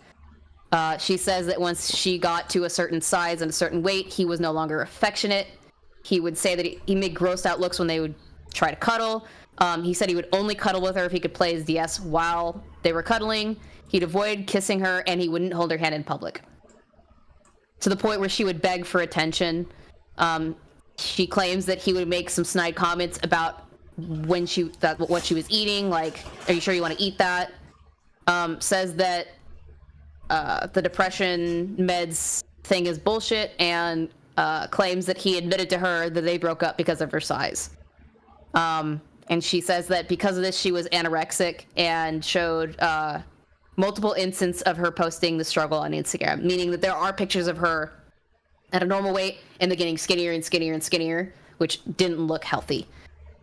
She goes into a whole thing about her mental health, saying that she knew he had depression. He knew she had depression and would lecture her about staying in bed too long. She then claims that he gave her an ultimatum in March 2023 of saying, "Go to therapy or take meds or we're done." She claims that by they, I mean Inabber and a friend, would bully the shit out of her because of her depression.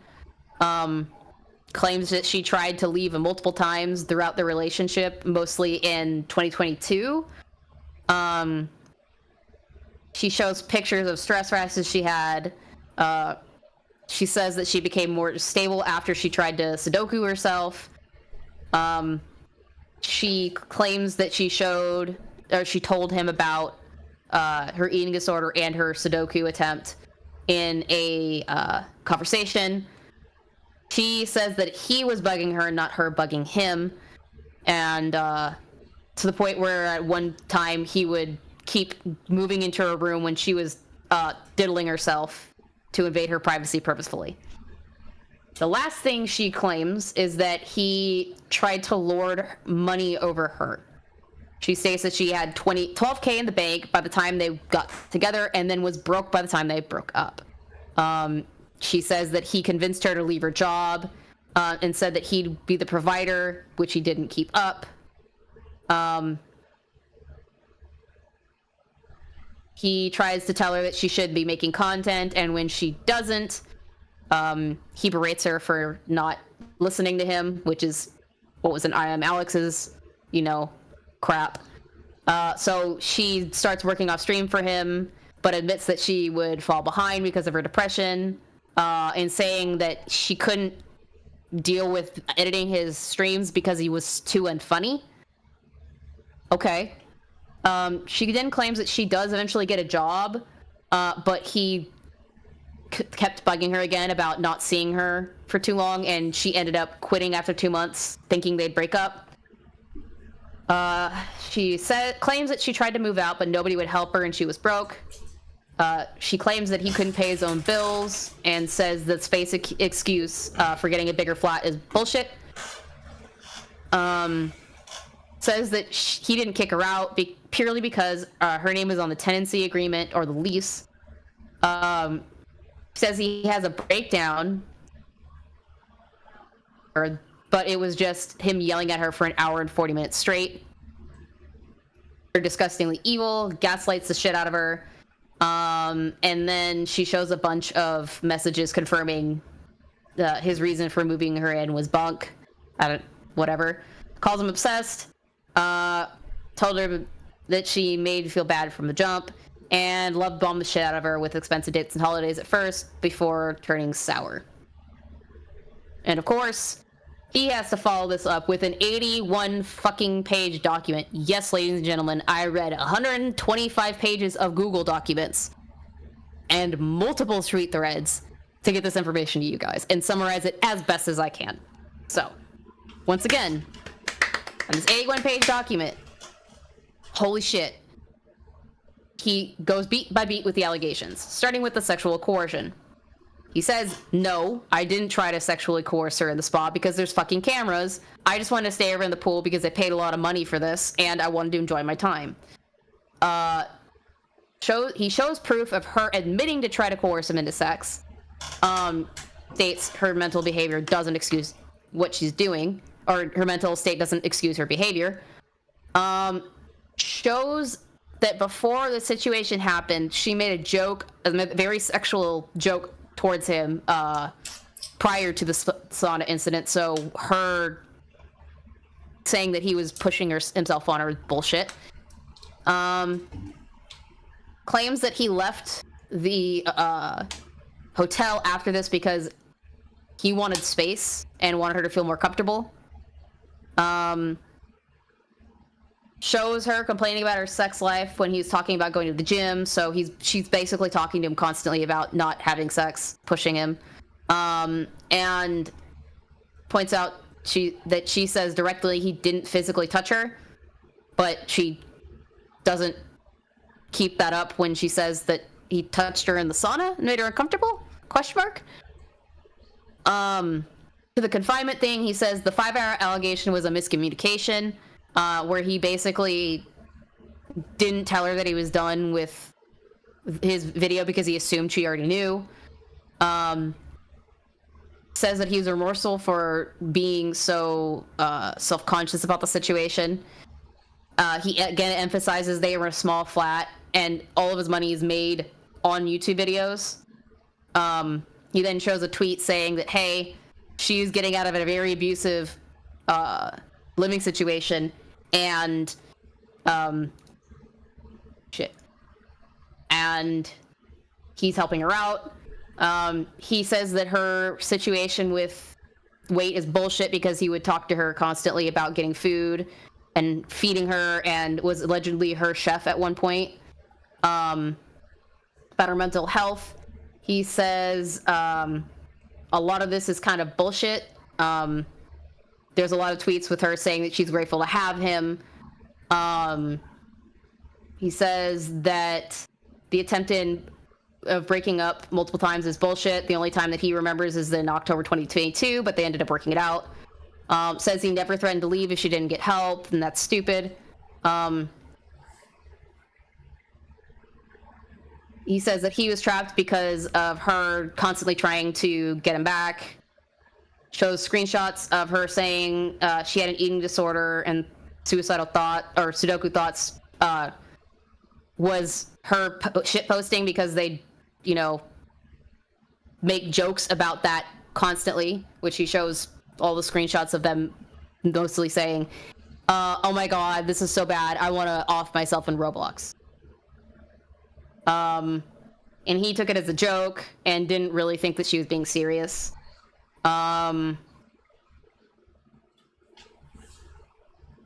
Again, talks about how she was okay with him moving on, but would get pissy if he saw other women. Claims that he wasn't maliciously trying to interfere with her getting off. She just continued to keep things in her room, and sometimes they needed him. It's just him debunking a lot of this stuff and basically saying that a lot of what she's saying is bullshit. The only thing that he really corroborates is that, Kenji was aggressive, but no, I wasn't breaking the training rules maliciously. She also broke the rules, so it wasn't just me. She showed a lot of love for Kenji up until the third bite, and then stated that he tried to rehome Kenji, but his options were either put him down or give him specialized training, which would require him to be put at the other flat that he was still renting out for business. Shows proof of the training program that he was going through, and then shows that he did try to solve all this privately, and she told him to fuck off. This finally ends with Kirst putting up another thread of tweets in response to this. It was just after that Google Doc dropped as well. She basically calls him a mother effer, says that all of the shit that he put up is cropped screenshots of different incidences that happened that he completely misunderstood. He uses her kinks against her, says that he absolutely was confining her and keeping her under his thumb with finances and whatnot. Cries bullshit about this being a miscommunication thing. Says showing proof of her bad situation is manipulative, that he was lumbombing her. Claims that she copes with memes, so her making jokes about wanting to harm herself doesn't make it any less true. She says that him showing off old tweets is bullshit and just proof of him brainwashing her. This was all trauma bonding with her, trying to get back with them. He used his lack of family and friends against her. Refutes that she loved Kenji after the third bite and was just dealing with it because she didn't want to get hurt. Gives a bunch of bullshitty excuses about pay. Says that she didn't hate her job. She did it because he pressured her. Says he tried to kick her out multiple times, that he's financially irresponsible. She would joke about him sleeping with other people because he would brag about fucking other friends. I admit I was toxic because he's more toxic is basically what this all boils down to. It's a shit flinging contest, basically. A shit flinging contest that turned into 3 fucking tweet threads and 125 pages of Google Docs that went absolutely fucking nowhere. And is this the same Kirsch that's the VTuber Kirsch? I have no idea. That's...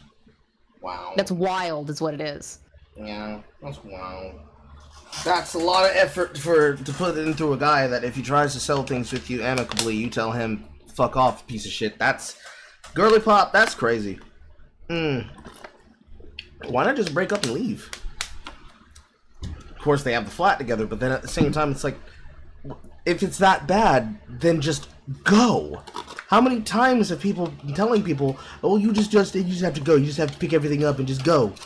Because there's like multiple points in this story where there have been multiple women that would have pulled ripcord. You told me I need to quit my own job, I can't have my own money, you're gonna pay for everything, and now I'm losing all my money? RIP! You're telling me that you won't do this thing for me, and I'm putting you in this precarious situation, and you're not making these decisions for me? RIP! There are like multiple clear points where he should leave, she should leave, they both amicably can split up, and you chose to go this route? I can't imagine she wanted to do it for drama. It was probably more like the version that would best make her look good, since listen and believe has always been the credibility standard for most people talking about drama amongst intimate partners and supposed alleged abuse and or violence. But at the same time, he's justified to defend himself.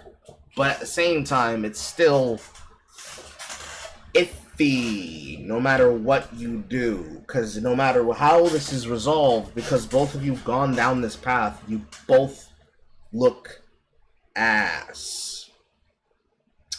Not the best look, girly pop. Not the best look. If it's spelled Kirsch, then probably yes. Let me double check. Look at the diamonds in the sky.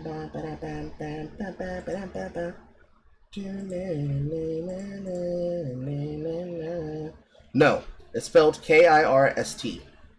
It is not the VTuber. But yeah, that's a lot of documents to have to go through. Granted, we clearly have gotten through the era of the Notes app revelations. That's a lot of effort for a relationship that if it's going to be ending, you might as well just end it instead of doing what you've chosen to do. That seems very too much caring to me. That's what somebody does if they care a lot, rather than caring not at all, in my opinion. The whole story itself, both of them need to go to therapy. They both need to start therapy alone. They cannot do couples therapy together. They are bad for each other. She needs to go to therapy specifically for intimate partner manipulation, because she is very much the drama of that relationship. He needs to pick better women. Simple as that. She needs to go to therapy.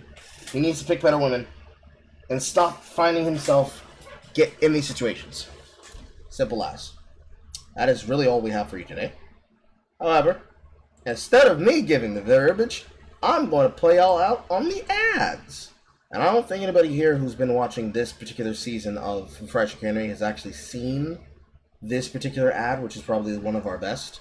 There's an audio version of it, and there's also a video version of it. I want to play the video version as we play ourselves out. Play me out, Jethro! And we will see you guys. Same Carl time, same Carl channel.